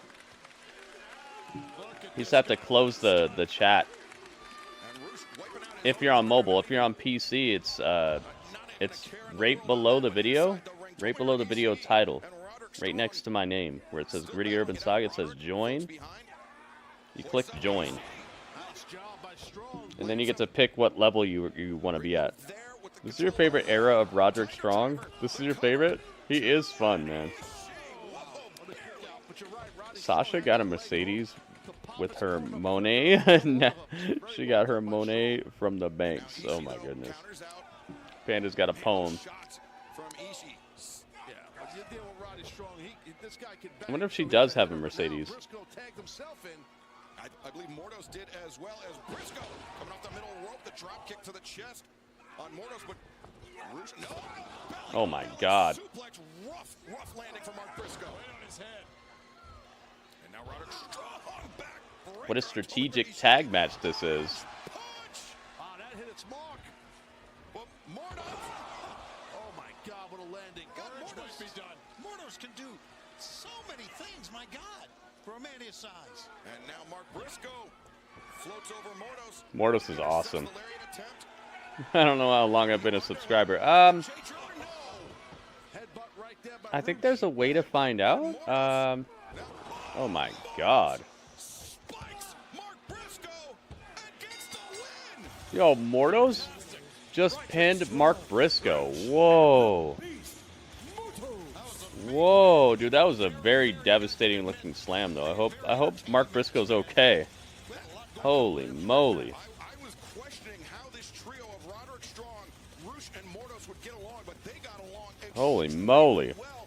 And the Beast Mordos just pinned Mark Briscoe, the Ring of Honor World Champion. Well, I wonder where Mortos is going next. Is he going after the Ring of Honor World title? Wow. Hoisting up Roderick Strong as Kyle O'Reilly attending to Mark Briscoe. Wow. A massive victory for Roosh, for Roderick Strong, and most importantly, the Beast Mordos. But ouch. Victory in blood and guts. Let's catch up with the Acclaimed and Daddy Ass. Wow, man. I did not expect to see this, but hey, I think I know where we're going with this. All right, everybody, get ready. That means load the family up. Truck, bus, car, bike, tricycle, it doesn't matter. Strap your seatbelts on. The Acclaim and Daddy Ass are coming to collision. That's right. And right now, we're live from the Mid-Atlantic. It's the best wrestler alive, Platinum Max. It's the Acclaimed. And we're looking for FTR in their own home territory, but they are nowhere to be found. Where are you? Wow, are you frightened of the Blood and Guts MVP? You scared to come face to face with the best wrestler alive? You're scared of the Acclaim, but don't worry. Up, he said it. He said the Panda line. You scared? The Carolinas. Didn't you just lose the hologram? Yeah. Yeah. The Southern hospitality is great, but Indeed he did, Excalibur. Indeed he did. FTR, Dax and Cash. I want to be welcomed by those two guys. The guys Which who means said, I'm not a serious hologram wrestler might be the because I best make wrestler rap on the songs, planet, because right? I make music videos, but you know what? I think that maybe Dax and Cash, you guys aren't serious wrestlers because you didn't show up today. Yeah, Dwight. In your own hometown Just send your resume, man. Maybe you can get in. That's right. That's right. FTR. They've never been on Collision? I didn't know that. Randomly and talk trash and talk all your garbage, and you don't show up to face us and man up to what you said. So fine.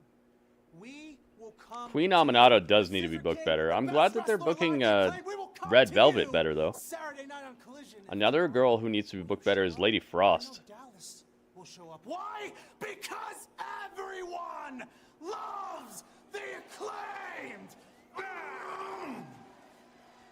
It's time to nut up or shut up. Dang. Cassidy finally lost him. Yeah, he didn't take the pin, though. Tony Khan would rather have Mark Briscoe, his Ring of Honor World Champion. He'd rather have Mark Briscoe take the pin than Orange Cassidy.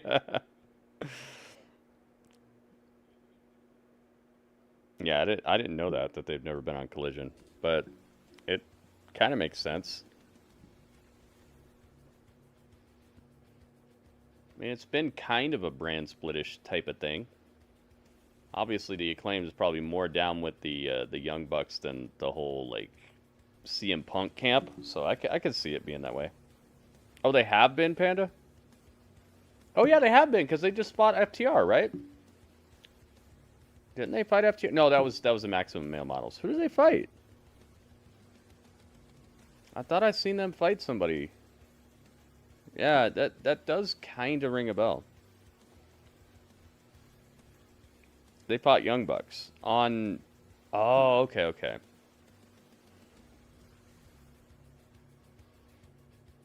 Yeah, Frost outshines her opponent every time. She looks like $1 million. She wrestles like $1 million, and it's like she kind of wrestles circles around everybody. That it's like, what's going on here? Does she have some sort of weird contract where they can't sign her or something? I would have signed her a while ago, especially during the like Winter is Coming stuff. You know how they have the AEW Dynamite Winter is Coming? I would have signed her right before that and had her be like the newest thing on campus.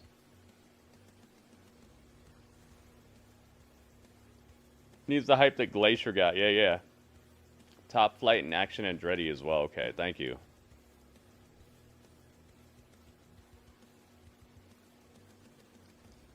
This theme song sounds like Ninja Turtles to me so much. Sounds like I gotta put a quarter in the machine and it's pizza time.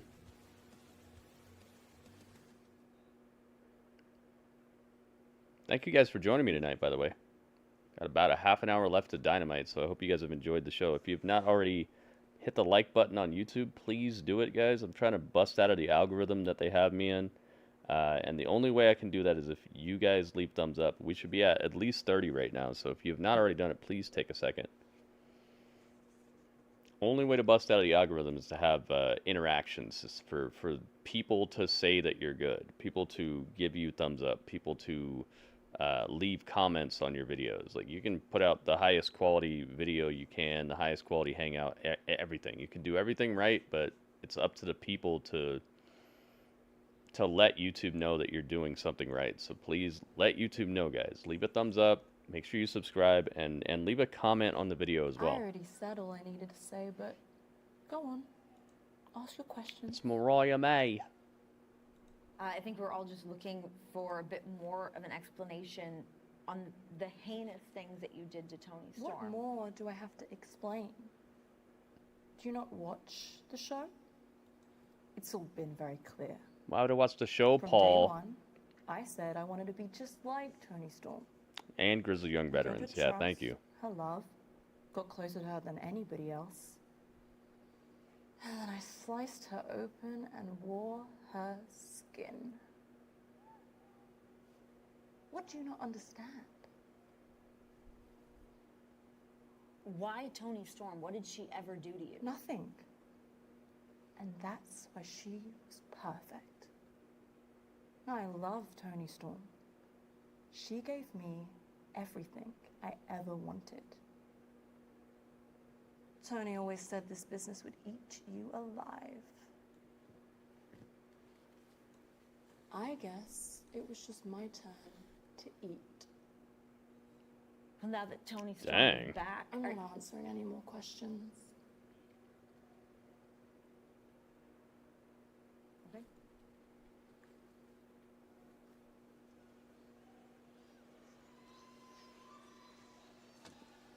Sunday, August 25th, the conniving, the cutthroat, Mariah May, the glamour, will challenge Timeless That was pretty good. Storm for the AEW Women's Kind of short, but pretty good. in Wembley Stadium. Mariah May is a parasite. affected the already fragile psyche of our Yeah, anime. I don't get it either, but maybe there's more to it that we don't know. There could be more. There could be more that we don't know. All we see is what they put on TV, man. We don't get to see the other 22 hours of the day, and we don't get to see the other 6 days out of the week either. They say you should find what you love and let it kill you. Well, at Allin, it's gonna be the romance of a bloody lifetime! She's smashing herself in the head with the shoe. What is going on?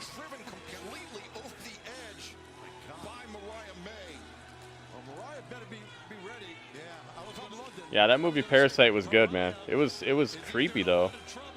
I would say that movie's not for everybody, but it's a really good movie if you have like if you can sit back and let a movie happen. That movie definitely happens. Did you do a review of it, Legato? We mentioned it earlier. Last week, San Diego Comic Comic-Con. Mercedes Moné Hey, Comic-Con. interrupting the AEW panel at Comic-Con, getting right I'm over Tony at this point. It's getting stale. Really? these two women, they had to be separated not only by the AEW athletes on the stage, but by security as well. But it all It's culminated Mercedes. in Tony Khan making the match official for all in London. It will be Mercedes Moné defending the TBS Championship against Dr. Britt Baker. Let's go. on Sunday, August 25th. CEO. Oh, you saw it before you were doing Letterboxd. I see, I see. Parasite was an experience. Do the dance. CEO Mercedes Moné from Durham, North Carolina, the Brick House, Camille. The Brick House Camille. That's her name here. 1 week ago that we and Britt Baker found out that Mercedes Moné has enlisted the services of Camille. We knew Camille was a free agent. We didn't know where she would sign, but we see that she signed. Mercedes has her finest Gunther music. Oh, it's a match? Brittany Jade. It's a match. Tony Storm's about to be a Mankind gimmick? Oh, really? No, not Sasha's name. That's Camille's name. Yeah, tremendous athlete for sure. No doubt about it. And I think it's a great move for Camille. Oh, here we go. And having the back of the CEO for sure, Mercedes. I think that's a great move on her part. I think it's a great move by Mercedes Moné enlisting an athlete like Camille, who, I mean, not only has those accolades outside of wrestling, but is a well-traveled veteran. She's Oh my goodness.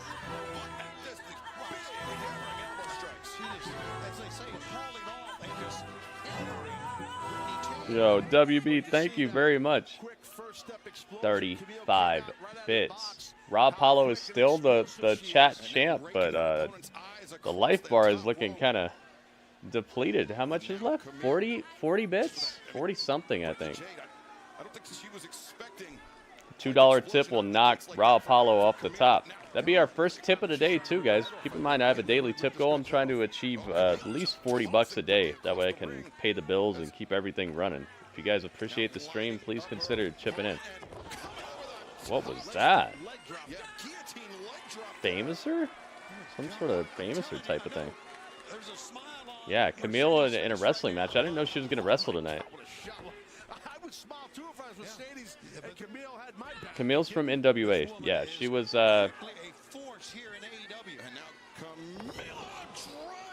she was a very dominant champion in NWA.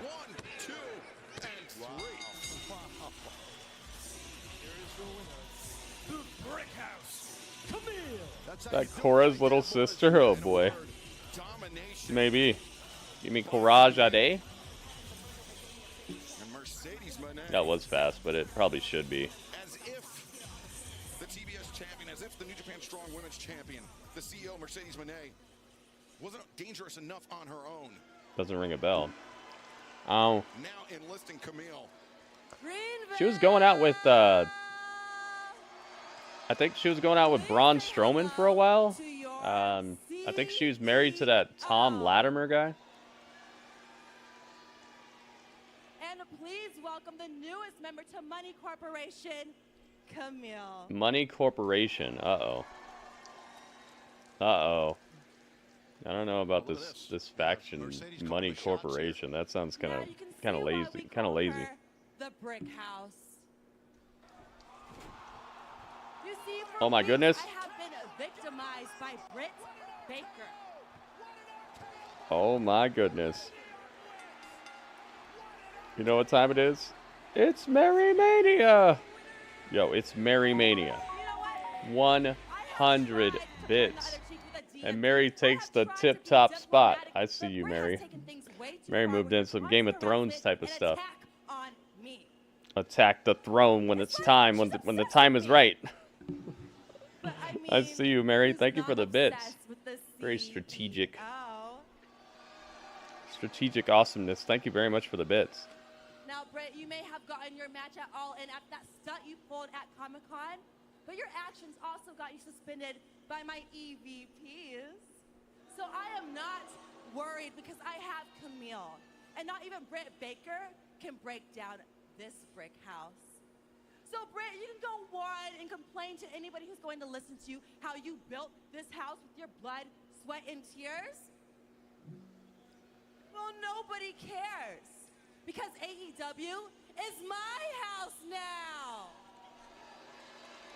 I thought it was Swerve's house, though. And I'm about to turn this house into a mansion because that's how I roll. But, Britt, don't worry because that All In, losing to me will still be the greatest thing that has ever happened into your career because money changes everything. Wow, the confidence of Mercedes. I tell you, I respect the hell. Yeah, I mean, you'd be confident too if you had Camille watching your back. Oh, that's true. That's true. August 25th, London, England, Wembley Stadium, Mercedes Moné, Dr. Britt Baker, DMD. They will meet for the TBS Championship. But fans, coming up next on Dynamite for the first time ever in an AEW ring, Darby Allin, Hangman Page, one-on-one next. She seemed a lot more sure of herself that when she had Camille next to her. Her promo wasn't as shaky. I think this is a good move. Giving Mercedes this backup made her sound more confident and less shaky on the mic. Her mic work has not been key, not been clutch since showing up here in AEW at all, and I think that it seemed a lot more solid tonight. So this might have been a good move, sticking these two together.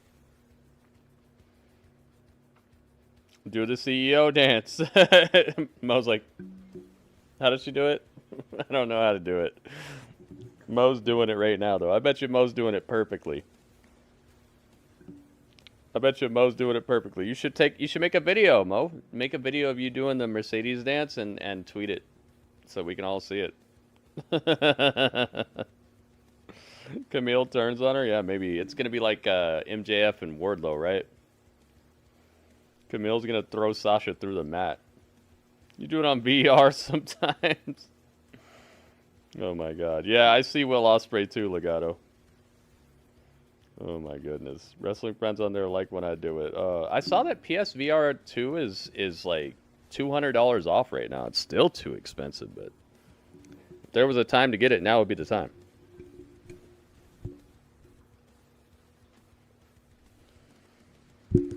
Dude, my headphones are messing up. Headphones, like when I achieve a certain angle, on the cord, one ear is going out. I don't like that. That sucks. But I have had these headphones for what? Gosh, I don't know how many years, like 6 years or something. So they definitely held up. I highly recommend. What I have is the HyperX.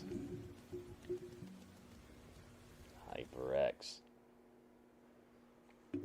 They've been awesome. They have the leather strap with the metal.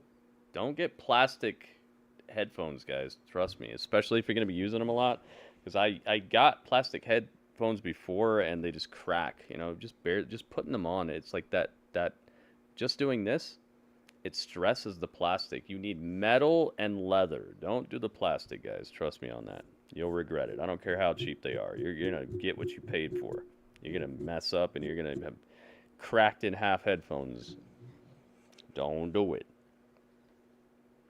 Yours don't break on you. They're going to. I'll tell you that right now. They're gonna break, dude. That you got to get the metal and the leather. Because even me, I have a very small head. I wear like a size 7 hat. Okay, I have a very small cranial situation going on. I don't have like a huge head. Even me, they cracked and broke on me.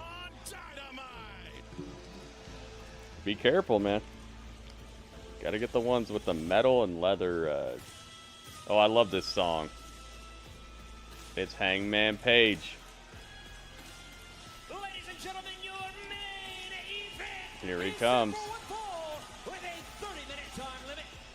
Approaching ring first from Aaron's Creek, Virginia. Panda, no. 29 pounds. Hangman Adam Page. I got a fat head. I just broke my headphones. My wife got me. See, that's what I'm saying, man. And even if you don't think they're going to break, it's just the constant Take them off, put them back on. Take them off, put them back. That stressing is causing little micro cracks in there that you can't see, but one day you're gonna see. One day you will see, and you're gonna be like, oh. Oh my goodness. I'll be your Robert Days.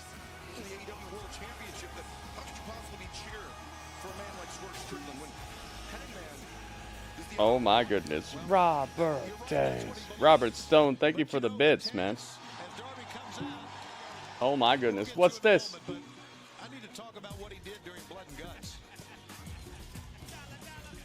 Dollar dollar. Yo, the Shane O'Mac song. It's radio with the tip. Oh my goodness. Is it time for a shot? Oh my goodness. Radio said, is it time for a shot? Oh my goodness. I guess it is. I guess it is. If I could put enough, if I can put this in a chat.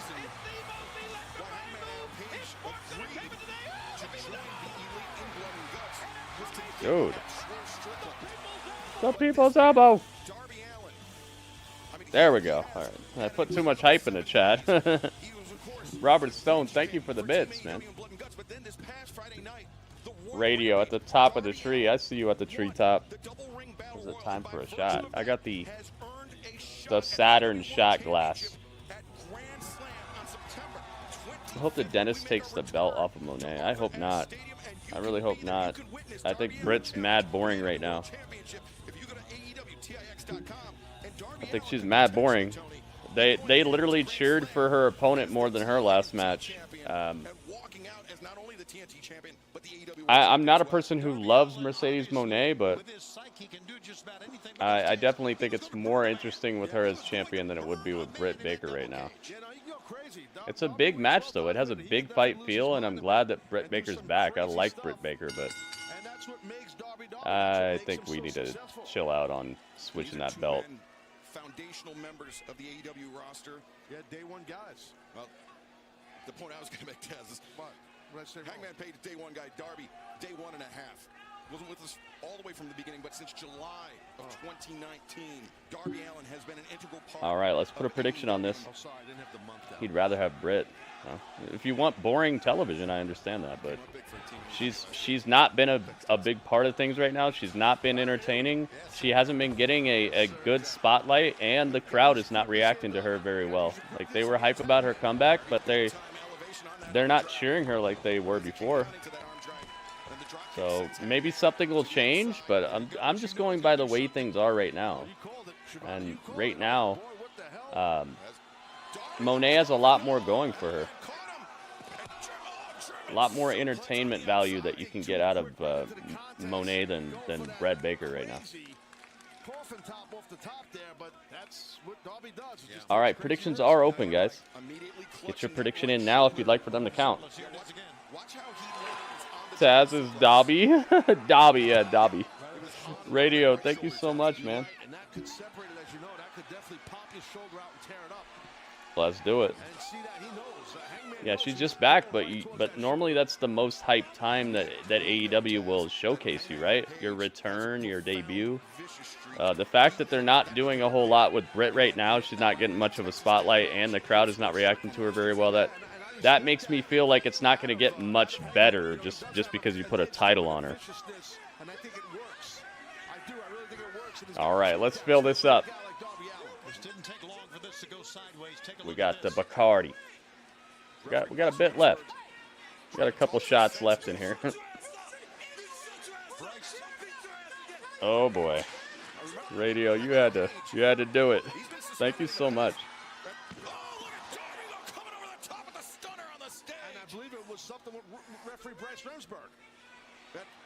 Oh man. All right. Here we go. He's out of his freaking mind. I'm Tony Schiavone. He's out of his. Oh my God! Coffin drop off the top of the entrance, off the circle at the entrance that they come out of. Darby just did a coffin drop on the stage, on the Hangman Page. That's a rhyme. Yeah, and another reason I need to list. You're right about that, Dwight. I think that Britt Baker looked absolutely rusty as heck in her return match, which is to be expected. But I didn't think that she was very good to begin with. Like I feel like her wrestling is not very good. She needs a lot of work. That's another reason why I'm saying this.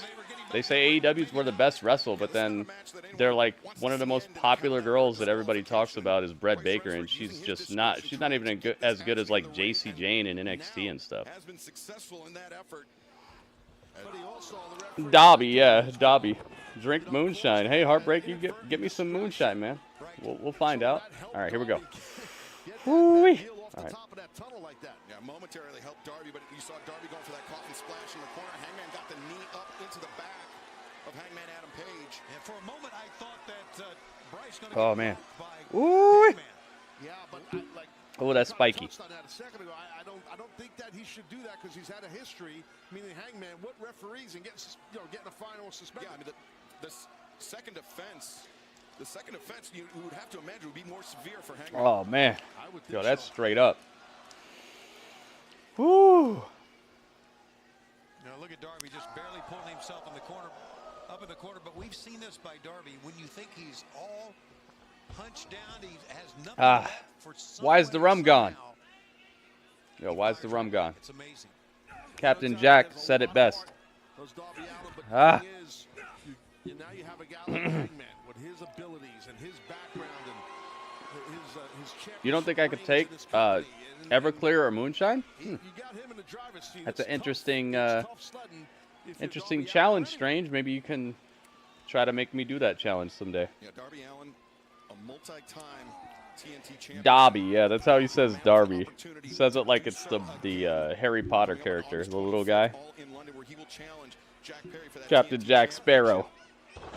It's not pineapple, it's just regular straight up rum. Superior. Just the Bacardi Silver Superior. There's no flavor. No flavors, it's just rum. Whew. He knocked his block off. He sure did. Oh my goodness. Whew. Never liked Bacardi myself. Hey, it was on sale. It was on sale. It was $11.99, and I was like, all right, that sounds like a good price for a whatever this is, 700 milliliters, 750 milliliters. White rum. Santiago de Cuba.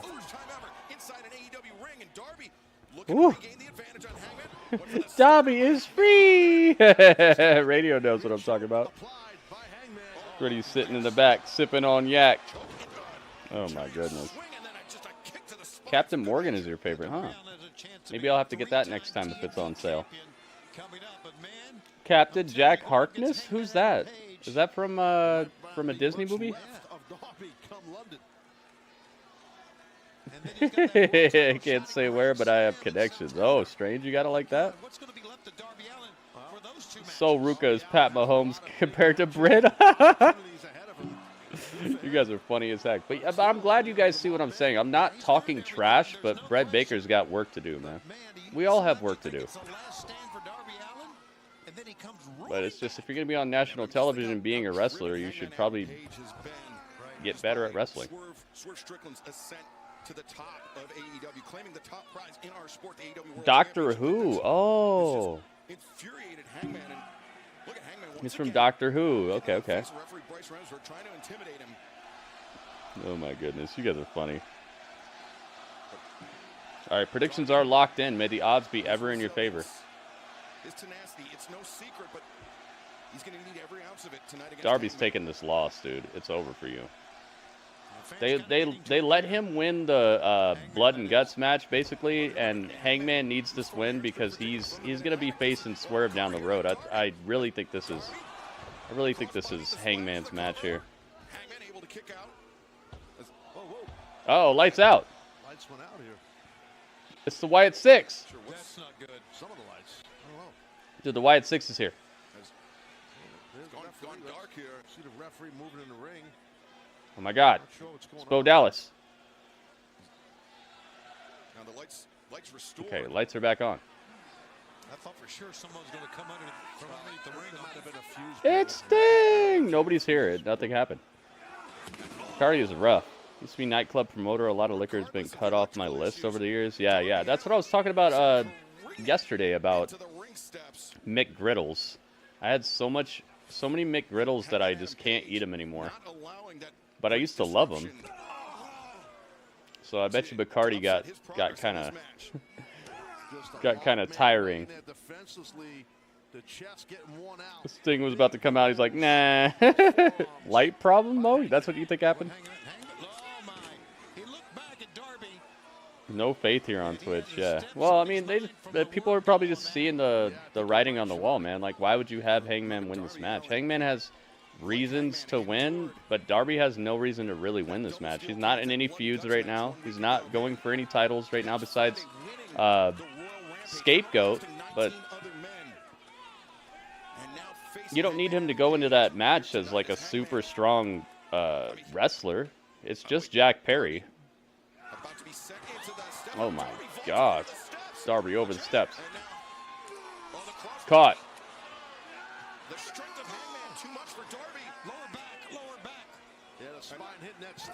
Ouch. Yeah, Yeah, exactly. If you have some, there's certain foods, if you have it too much, it like loses its luster, or it even can kind of make you feel sick. There were a couple of years where I couldn't eat hot dogs because I worked at the world's the Little League World Series. I was an employee there, and I got all the like premium hot dogs that I could eat for free. That was part of my wages. I could eat as many hot dogs as I wanted, so I just would always get the most premium hot dog. And dude, there were years after that. For years after that, I just couldn't eat a hot dog. I had way too many of them. The Undertaker's all elite Scooby-Doo. Which McGriddle's my favorite? I like the sausage one, the bacon one. Oh my God! Fall away slam on the steel steps. Oh, yeah, it was heaven, Mark, but it haunted me for years afterwards, though. Dude, fall away slam on the steps. Darby's back is in Final Jeopardy, Alex Trebek style. My goodness. Yeah, I like the bacon one. I like the sausage one. I like them both. But I noticed when I switched to the bacon one is when I started to get tired of it to begin with. So maybe I would have liked the bacon one more, but it was like I switched it up because the sausage one was kind of like not as good anymore. So I don't know. I don't know which one's really my favorite. I don't know. They're both good. Sausage, egg, and cheese. Heck yeah. I can still eat those, though. Regular sausage, egg, and cheese at McDonald's, those are still money. I'm glad, though. It's just that, like, combination of the maple syrup bun and all that. I can't do that. But I could still do the sausage, egg, muffin and all that. Those are still epic. And I'm glad, because those are awesome. Absolutely. That's probably my favorite thing from McDonald's besides their fries. I like the quarter pounder with cheese. That's really good too. But you know, what is Hangman doing here?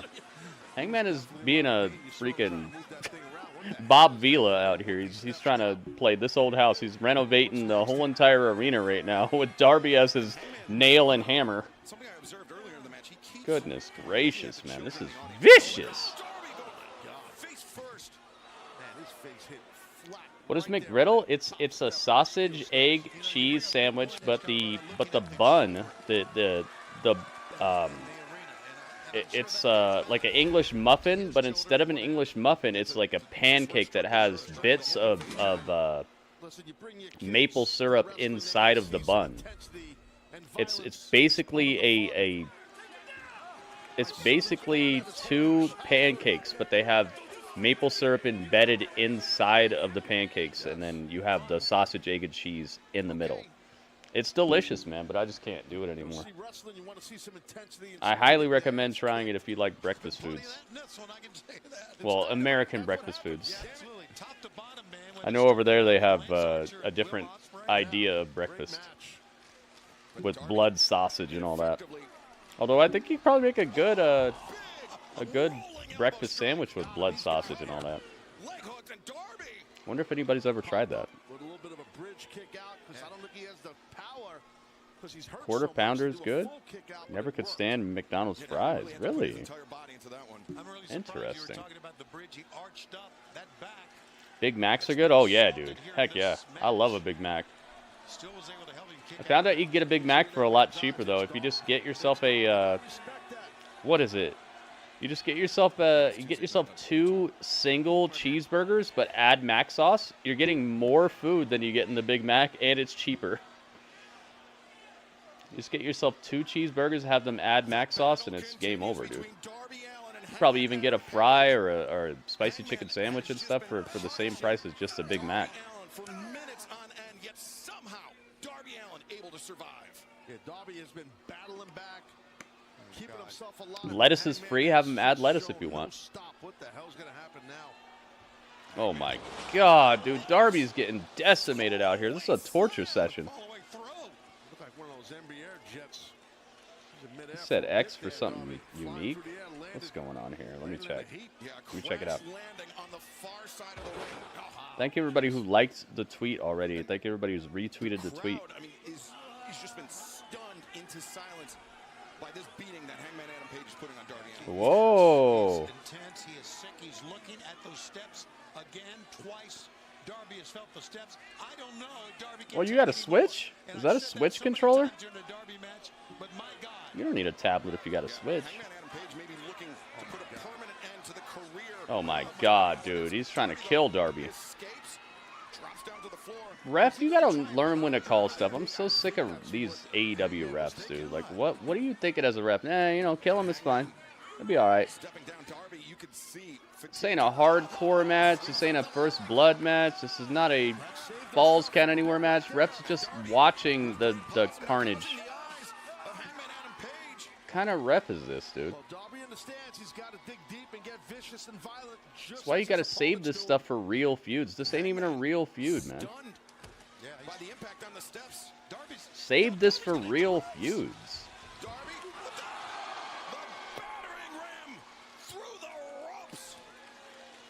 Oh my God, what a shot. Darby is excellent at using his body as a weapon. Look at this impact.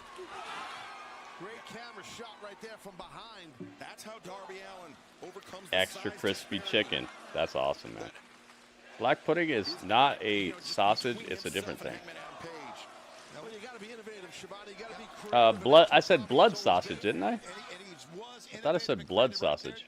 And he saved himself because he was going to be power driven on the steps. Referee Bryce Remsburg, I believe, up to 7 now on the 10 count. It's a Bluetooth controller for your phone. Okay. It looks like a Switch controller. That's cool, man. Returns to the ring. Darby immediately swarms him. And there you go. Yeah, there it is. Now Darby. Wait, so you do have a PS5? So you can play Zenless. That's how I'm playing it. Blood sausage is not a thing? Isn't it, though?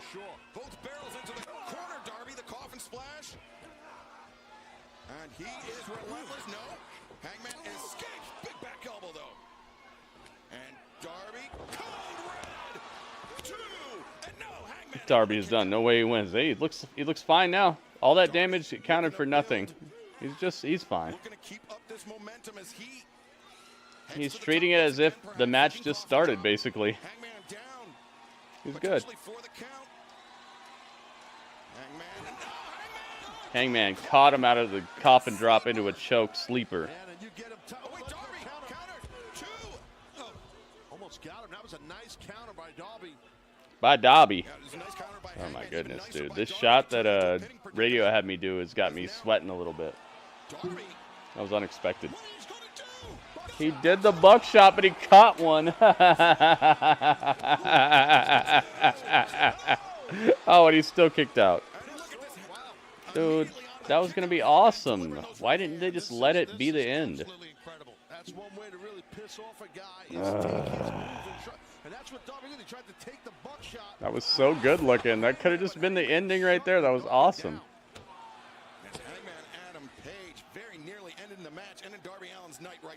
I've been had a PS5. Remember the post, dude? It's hard for me to remember what everybody's got. you gotta know I have 18,000 followers on Twitch. I have 20,500 subscribers on YouTube and over 1,000 people on Twitter. Like it's hard for me to remember everything, man. I'm gonna ask sometimes, but at least I ask. At least I don't pretend like I know, you know? There's a lot of streamers that I've seen that are fake about it. They're just like, oh, yeah. At least I ask when I'm not sure about stuff. I could just be fake about it. But, yeah, I'm going to... And on top of that, I'm just going to straight up forget stuff as it is. Like, sometimes I'm just going to forget, you know? I've come across so many people on the internet that, like, I remember stuff that I remember, and I try to let you guys know that you're special and that I care, but sometimes it's not going to be, oh, remember Gritty? It's like, nah, I don't. I don't remember what consoles you all have. Deadeye. And he's standing up, he's going to do it again. Sky Blue suffered. Yeah, she did. She's broken right now. Blood Sausage's cold black pudding is shaped like a hockey puck. I still don't know the difference. I swear blood sausage is part of like a normal English breakfast or whatever. So yeah, no offense, Goki, but it's just sometimes I don't remember.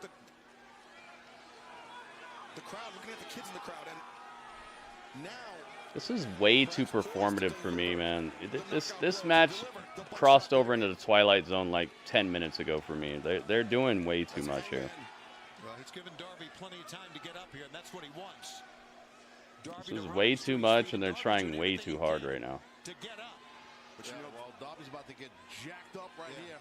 He'll put himself in harm's way. He doesn't realize. They make it look like everybody who wrestles here is just the best wrestler of all time, and it just makes it look like nobody is. Darby goes down. Hangman, he could cover him right here. You're right, but I think he wants to dismantle his head from his body. But Darby didn't have the energy to even stay standing. Darby? Again, Darby Allin is 99th AEW singles. Yeah, I know what blood sausage is comprised of, but I'm wondering, like, is that not what's in a traditional English breakfast? And Darby gets the win after all that. Wow. Darby gets the win after all that.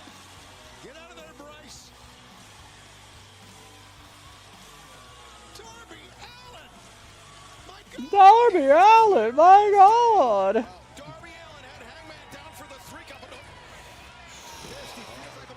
Alright, man. Whatever you say. Yeah, whatever you say, right? Like, that's just a whatever you say finish to me, man.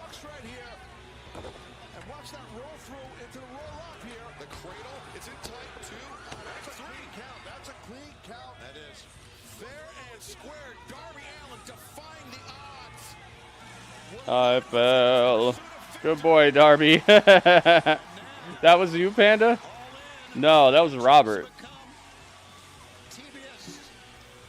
What's this? I fell. So did you. Let's go live. Our special start time, 5 p.m. Eastern, 4 Central. This Saturday on TNT. And 1 week from tonight, MJF, Kyle Fletcher, 1-on-1, plus the American Dragon, Bryan Danielson. I was gonna vote Darby. You know Tony don't like Darby losing. Yeah, that's true. Fans, thank you very much for joining us tonight on Why was I about to be mad? I'm not mad about this. It's just ridiculous.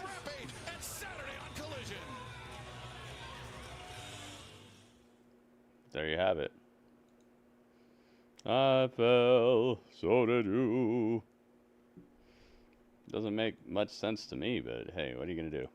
He only got thrown all around. Like, what are you gonna have to do to Darby to beat him? This is one of the main problems I have with the way these finishes work, or the way these matches work, is like, you're gonna have to hit this dude with like a A1 Abrams tank to beat him legitimately. You're building a unsustainable business model here. You're making the smallest guy look like he's the strongest guy. It's unsustainable and it's not believable. You're creating an unsustainable business model. You're making it look like this little tiny dude is invincible. Which I understand is like it's a fantasy power trip for Tony Khan because he's a little tiny dude and he probably feels like he's invincible because he's got a lot of money and he gets to call the shots. So it's literally like he's living through these outcomes. You can tell it. You can tell that's what it is. But there's a bit of realism that is necessary to keep a normal audience engaged and loving what you do, and it has to be like the big giant Goliath guys have to be presentable and devastating for David to actually get the underdog win, right? David and Goliath, right? Why was Goliath actually seen as like an insurmountable force? Because he was. He was famous for being unbeatable, insurmountable. And so that's why when David beat him, it was such a crazy story that it had to be in the most published book of all time. That's why. It's not because David beat everybody and Goliath was the most beatable guy, and then Goliath stepped up and David beat him in 2 seconds. It wasn't. That's not the story. That's not why that story is in the most published book of all time. Why is the story that Goliath got beat by David? It's because David was an underdog who didn't look like he could beat anybody, but he pulled off the craziest victory when the back was up against the wall against a guy who won all the time. You have to do it like that. You can't let the David win all the time because then the story gets all thrown out of whack and then the story doesn't have the underdog. There is no underdog. You're not telling the same story and it doesn't have the same effect, and you're not going to get the casual viewer or anybody to really be that invested in the story. I don't even care if you're a casual viewer or a hardcore viewer. It doesn't matter. At that point, you're not really getting bought into the outcome. No matter who you are. You're just there to like watch a fight at that point. And that's exactly what this has turned into. You have to create underdogs. And to be an underdog, you have to be more like a Fuego del Sol. Why do you think people fell in love with Fuego del Sol? Why do you think him signing the contract was such a big deal? Why do you think his match versus Miro was such a big deal? It's because you created a Miro and you had a Fuego. It wasn't that you had a Fuego del Okada that won everything and beat Fuego del Omega that won everything and then he was fighting a Miro. It wasn't that. It endeared. We got endeared and fell in love with a person who was underdog, okay? The story doesn't work the same when the underdog is invincible. It doesn't. And it's not working now. I like Darby Allin, but it's just a ridiculous outcome to me, and it's a ridiculous way that they're booking him, and it's Tony vicariously living through the characters on the screen. That's why everybody's small. That's why this whole entire roster is small. The people who win are small. It's because that's Tony living through his characters. It's his money. He can do whatever he wants. I'm not saying that he can't, but I'm saying that it's not as compelling as it could be. Let's do the chat.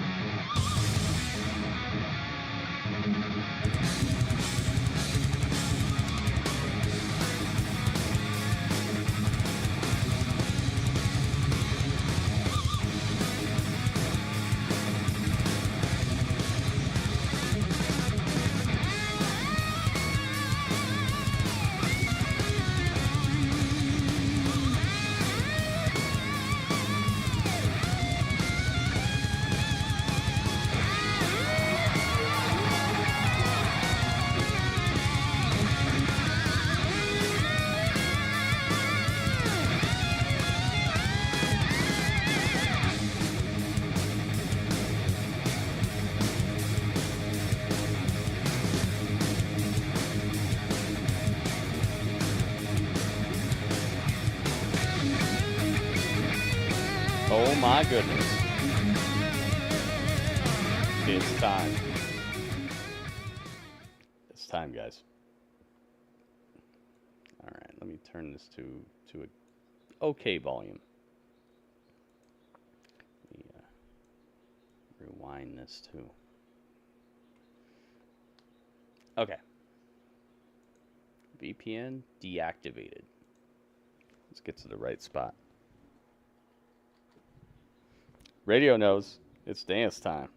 Robert knows that's the song. That song always gets me got on YouTube, but it also it gets me not got because they have like a global license, but I'm always worried because it pops up like, oh, global license, no problem. But the fact that it pops up is like, oh, it's gonna get me someday. I'm doing like thousands of episodes of Grapple Chat, and then one day I just think they're gonna flip the switch where like it actually does catch you with a copyright strike or something, and it's just gonna be. So I really hope that never happens. He a pillar of AEW. He is a pillar of AEW for sure. But they need to make it actually a bit better, I think. But Darby's the best example of a pillar to me. They say they have 4 pillars. Out of all 4 of them, Darby's my favorite. I think he's the one that they've done the best with. Let's see. Grape chat? Oh, there's a grape chat.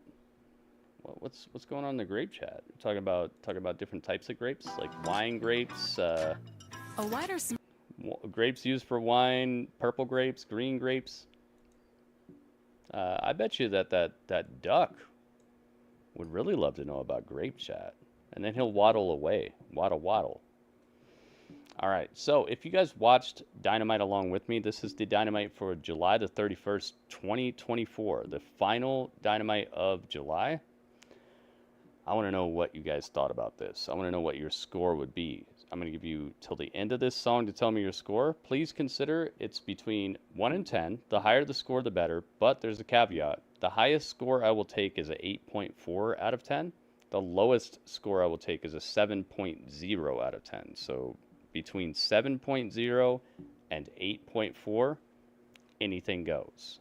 Let's make sure that the scores are between 7.0 and 8.4. And I'll give you until the end of this song to come up with your score. Let's go.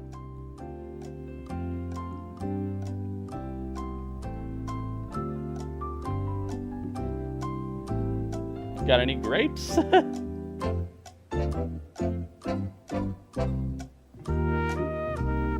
said MJF's the best pillar. I don't think he's a pillar, though. Is he considered a pillar?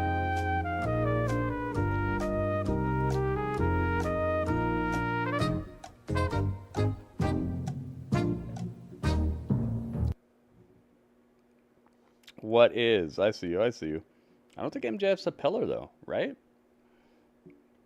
I thought it was Sammy Guevara, Jungle Boy, Darby Allin, and like one other person. I don't think it was MJF. Was it MJF? I don't know about that. All right. I think he now is a pillar. But was he originally a pillar? I don't think so. I think it was somebody else. All right, Mark, you didn't listen to what I said. I said between 7 and 8.4. You're not listening. 6 is below 7, correct? So why would you say 6? All right, so let's go. Mo says 8.1. Mo loved it. Thank you, Mo. Robert Stone says 7.5. You got it. Thank you, Robert Stone. WB says 7.456. I got you. Thank you. Thank you, WB. Radio says, what is 7.75592? You got it. Thank you, Radio. Radio put it in the form of a question. Radio, when Radio hears that music, he gets in that mode, which is perfect because if you don't get in that mode when you hear that music, you might end up losing out on thousands of dollars just because you didn't get in that mode. Like, you might have the right answer, but you might not be phrasing it correctly. So I see you, Radio. That's good. Let's see here. Goki says 7.4. You got it. Thank you, Goki. Excalibur says 7.5592. It's done. Excalibur, thank you very much. Having caviar? Where's caviar? It was Darby, MJF, Jungle Boy, and Sammy Guevara. MJF was part of it? He was? Oh, I guess my bad then. I feel like that title is horrible to put on him because MJF was always like a dirt bag from the beginning, right? So it's like you're putting a pillar status on a guy. All the rest of them were pretty middle to babyface, right? So maybe that's what it was. He's just been mean. He's been mad and mean.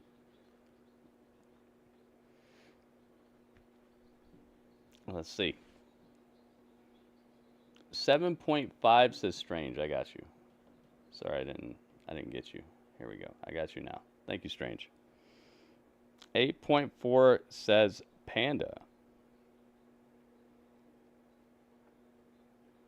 Panda, really? Isn't caviar like powdered rich chocolate? No, it's the eggs of fish that they take from the girl fishes. It's their little fish eggs. Oh, ew. Fish. We're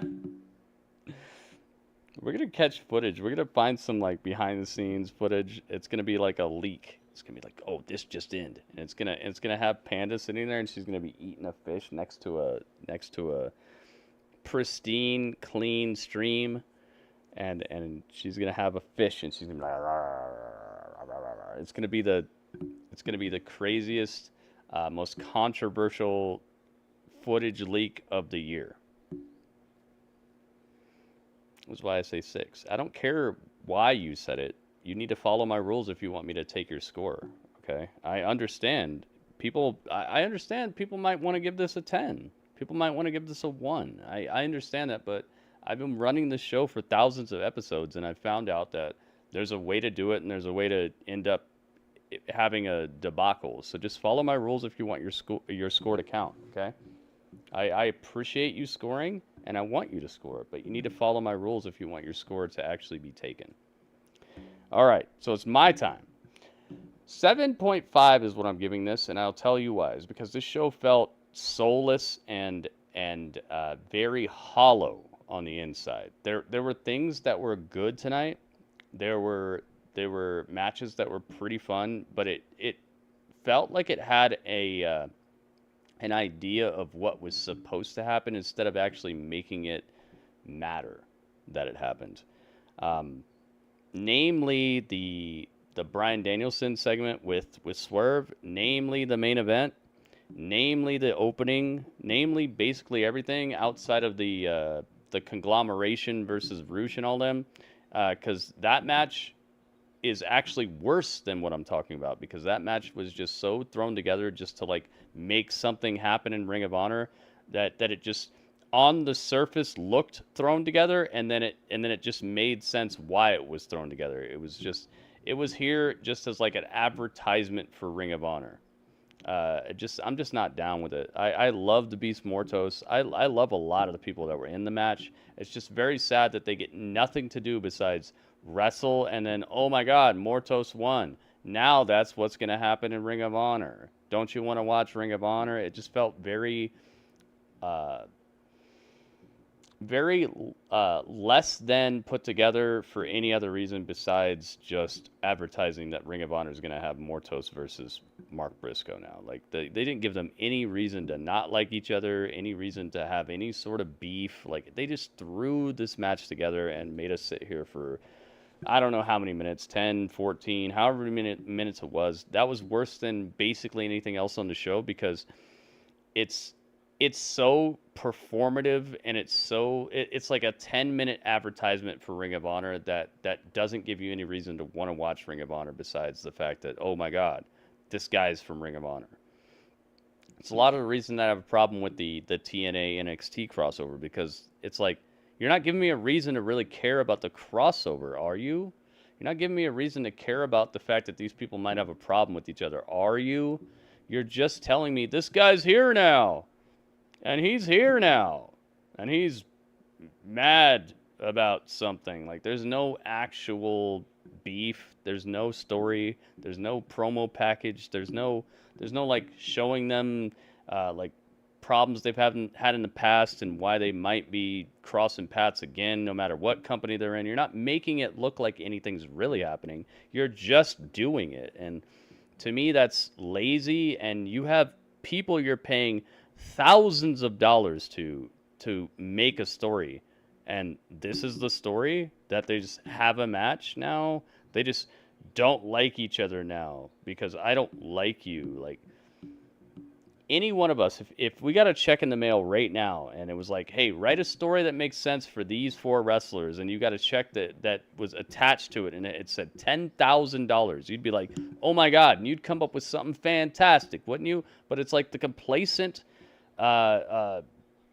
already employed people that exist in these companies are just writing whatever. It has no end game, it has no middle game, and it has very little beginning game. The beginning game is they don't like each other because they're Scottish. Stop. Okay, it's garbage, and it does not deserve a good piece of points from me. I appreciate all the wrestlers involved tonight, but the creative needed help. And it absolutely came off as just do something tonight. And it came off as soulless, heartless, and everybody involved actually presented that on the screen. I didn't see one person tonight with a heart and soul to anything that they said or did. It seemed like they were out there to do a job, and I bet you they're all backstage right now like, oh, yeah, we did it, and they're just eating catering, and none of them really believe in what they did tonight to the point where they're actually talking about it and being hype about, like, the vision of what they did. I can almost guarantee you this. I bet you everybody's backstage right now, and they're having a high-five session about, yeah, now they're Dynamite, yeah, but I bet you they're not hype about what they did tonight because I didn't see belief in the eyes. I didn't feel anything that they did tonight. Nothing that they did tonight was it didn't shake me. It didn't wake me. It didn't make my heart skip a beat. There was no feeling. It was hollow. This is what I said at the very beginning of this review. Hollow. This was a hollow episode with no heart, no soul. This was just a do it because I said so episode, and that's exactly how it came off. And these people are not good enough actors to really make me feel when they don't feel it. They need to feel it too. And right now they're on autopilot when it comes to just doing what you gotta do. Do your story. Do your show. Do your program. And I don't blame them because a lot of these things are very superficial and very flimsy at best. So I don't blame them. I'm not talking trash about the wrestlers. I'm saying that the creative needs work, and they need to find a way to tap into these people's actual feelings and get them to exude those things on the screen, because that's where you're going to create stars. That's where you're going to actually get the crowd behind these people. And the crowd was very, very subdued throughout this whole show. Besides, like, the very few times they swore at MJF, this crowd was just sitting on their hands most of the time.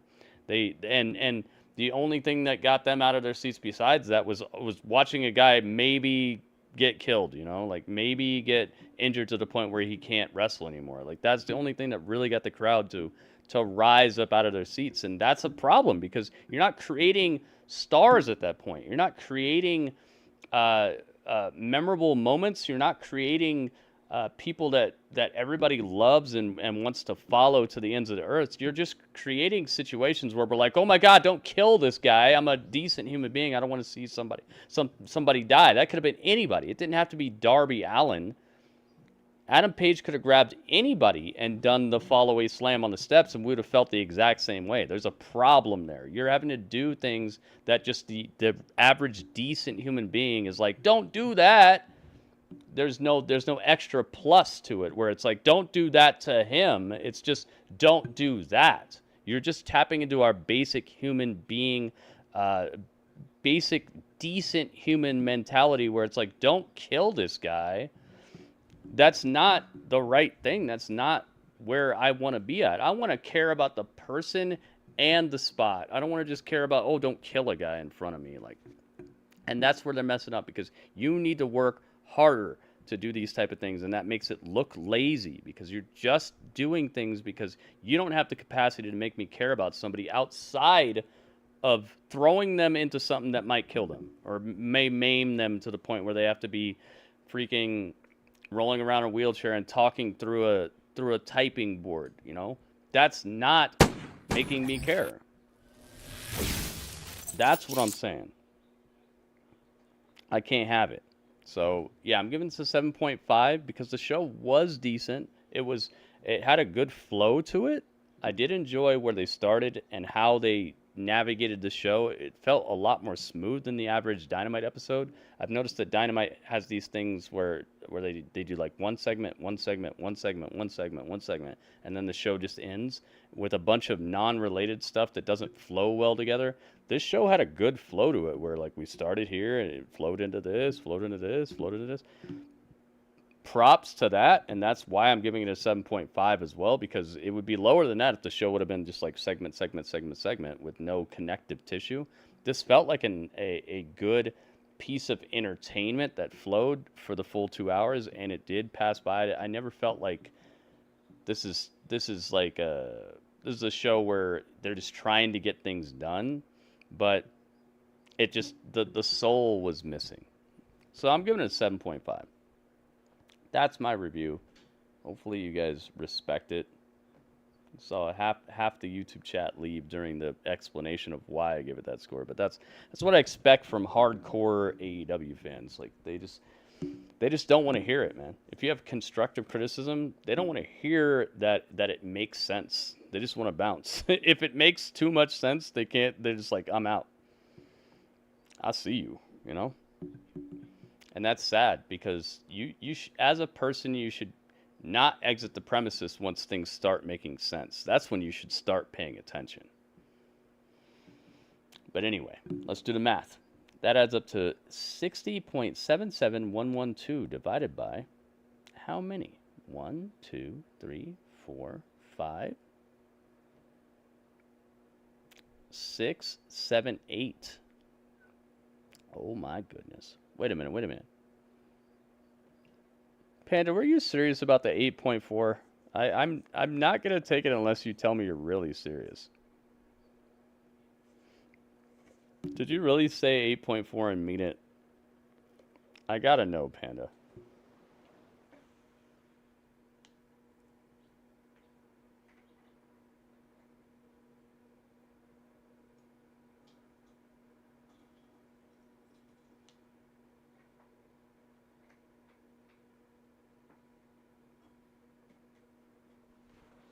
You gave it an 8.4, Panda. You scored this show an 8.4.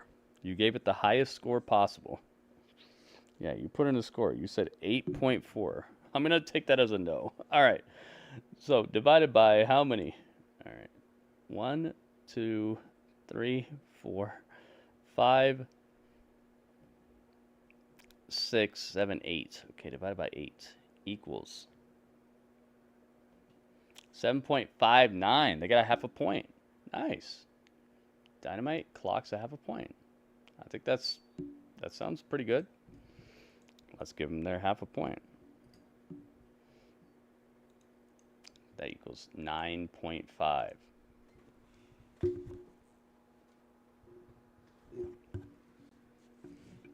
Man, Dynamite has done a great job this season. I must say, I've been thoroughly impressed with what they've been able to do and how they've been able to like come out of the ashes, man.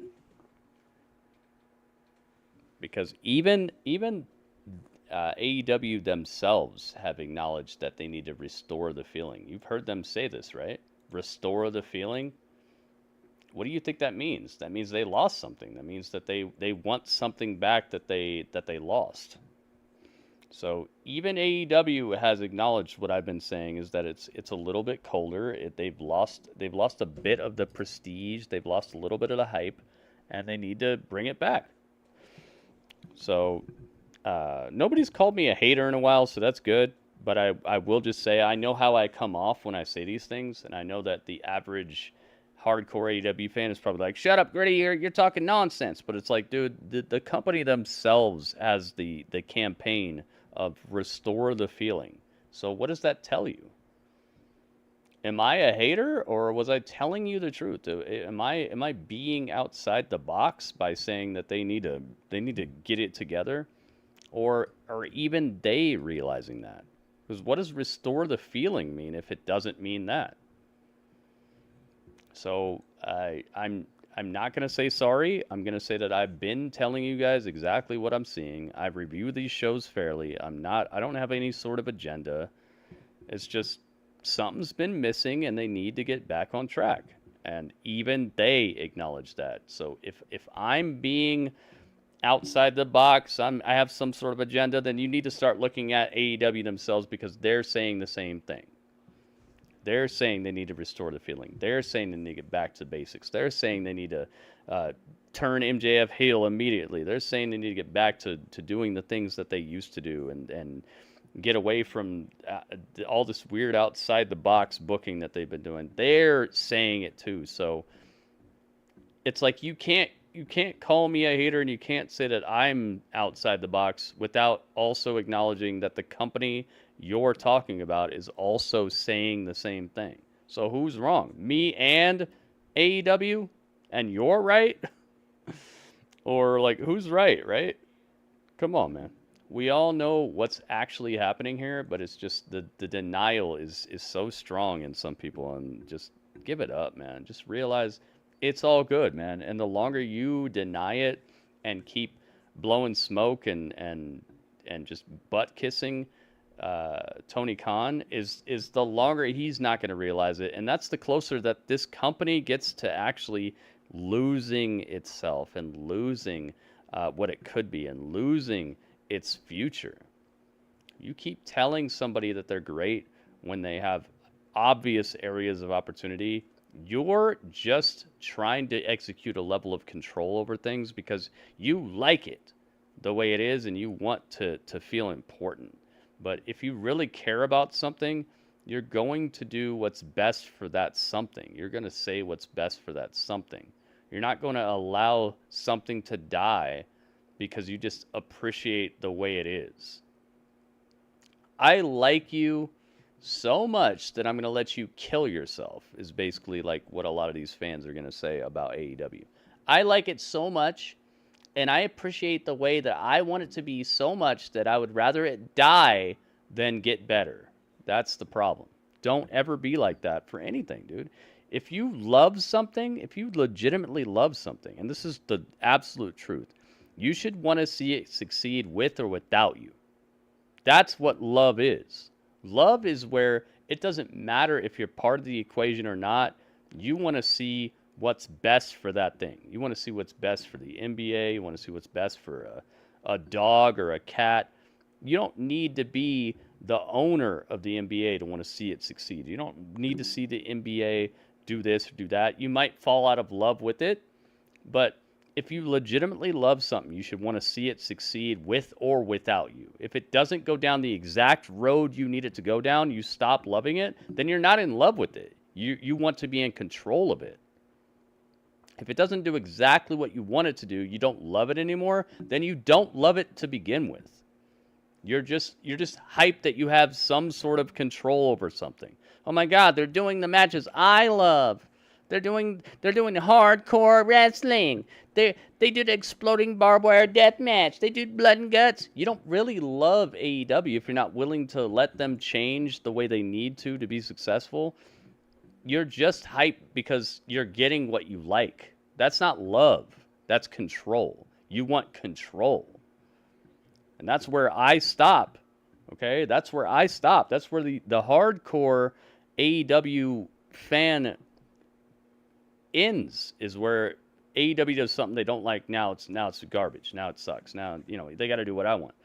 If you genuinely love something, you should want to see it succeed, is my main point. And I genuinely love wrestling. I want to see it succeed. And so when I see an area of opportunity, I'm going to say it. That doesn't mean I hate it. That means I love it, and possibly more than you do, because I'm willing to say it. I'm not trying to execute a level of control over things to the point where it has to be my way or the highway. That's not love. That's control. So think about what side you fall on if this is too much for you, if I'm saying something outside the box. Oh, Gritty's a hater. If you think that, think again, because I probably love AEW more than you do. And that was the chat.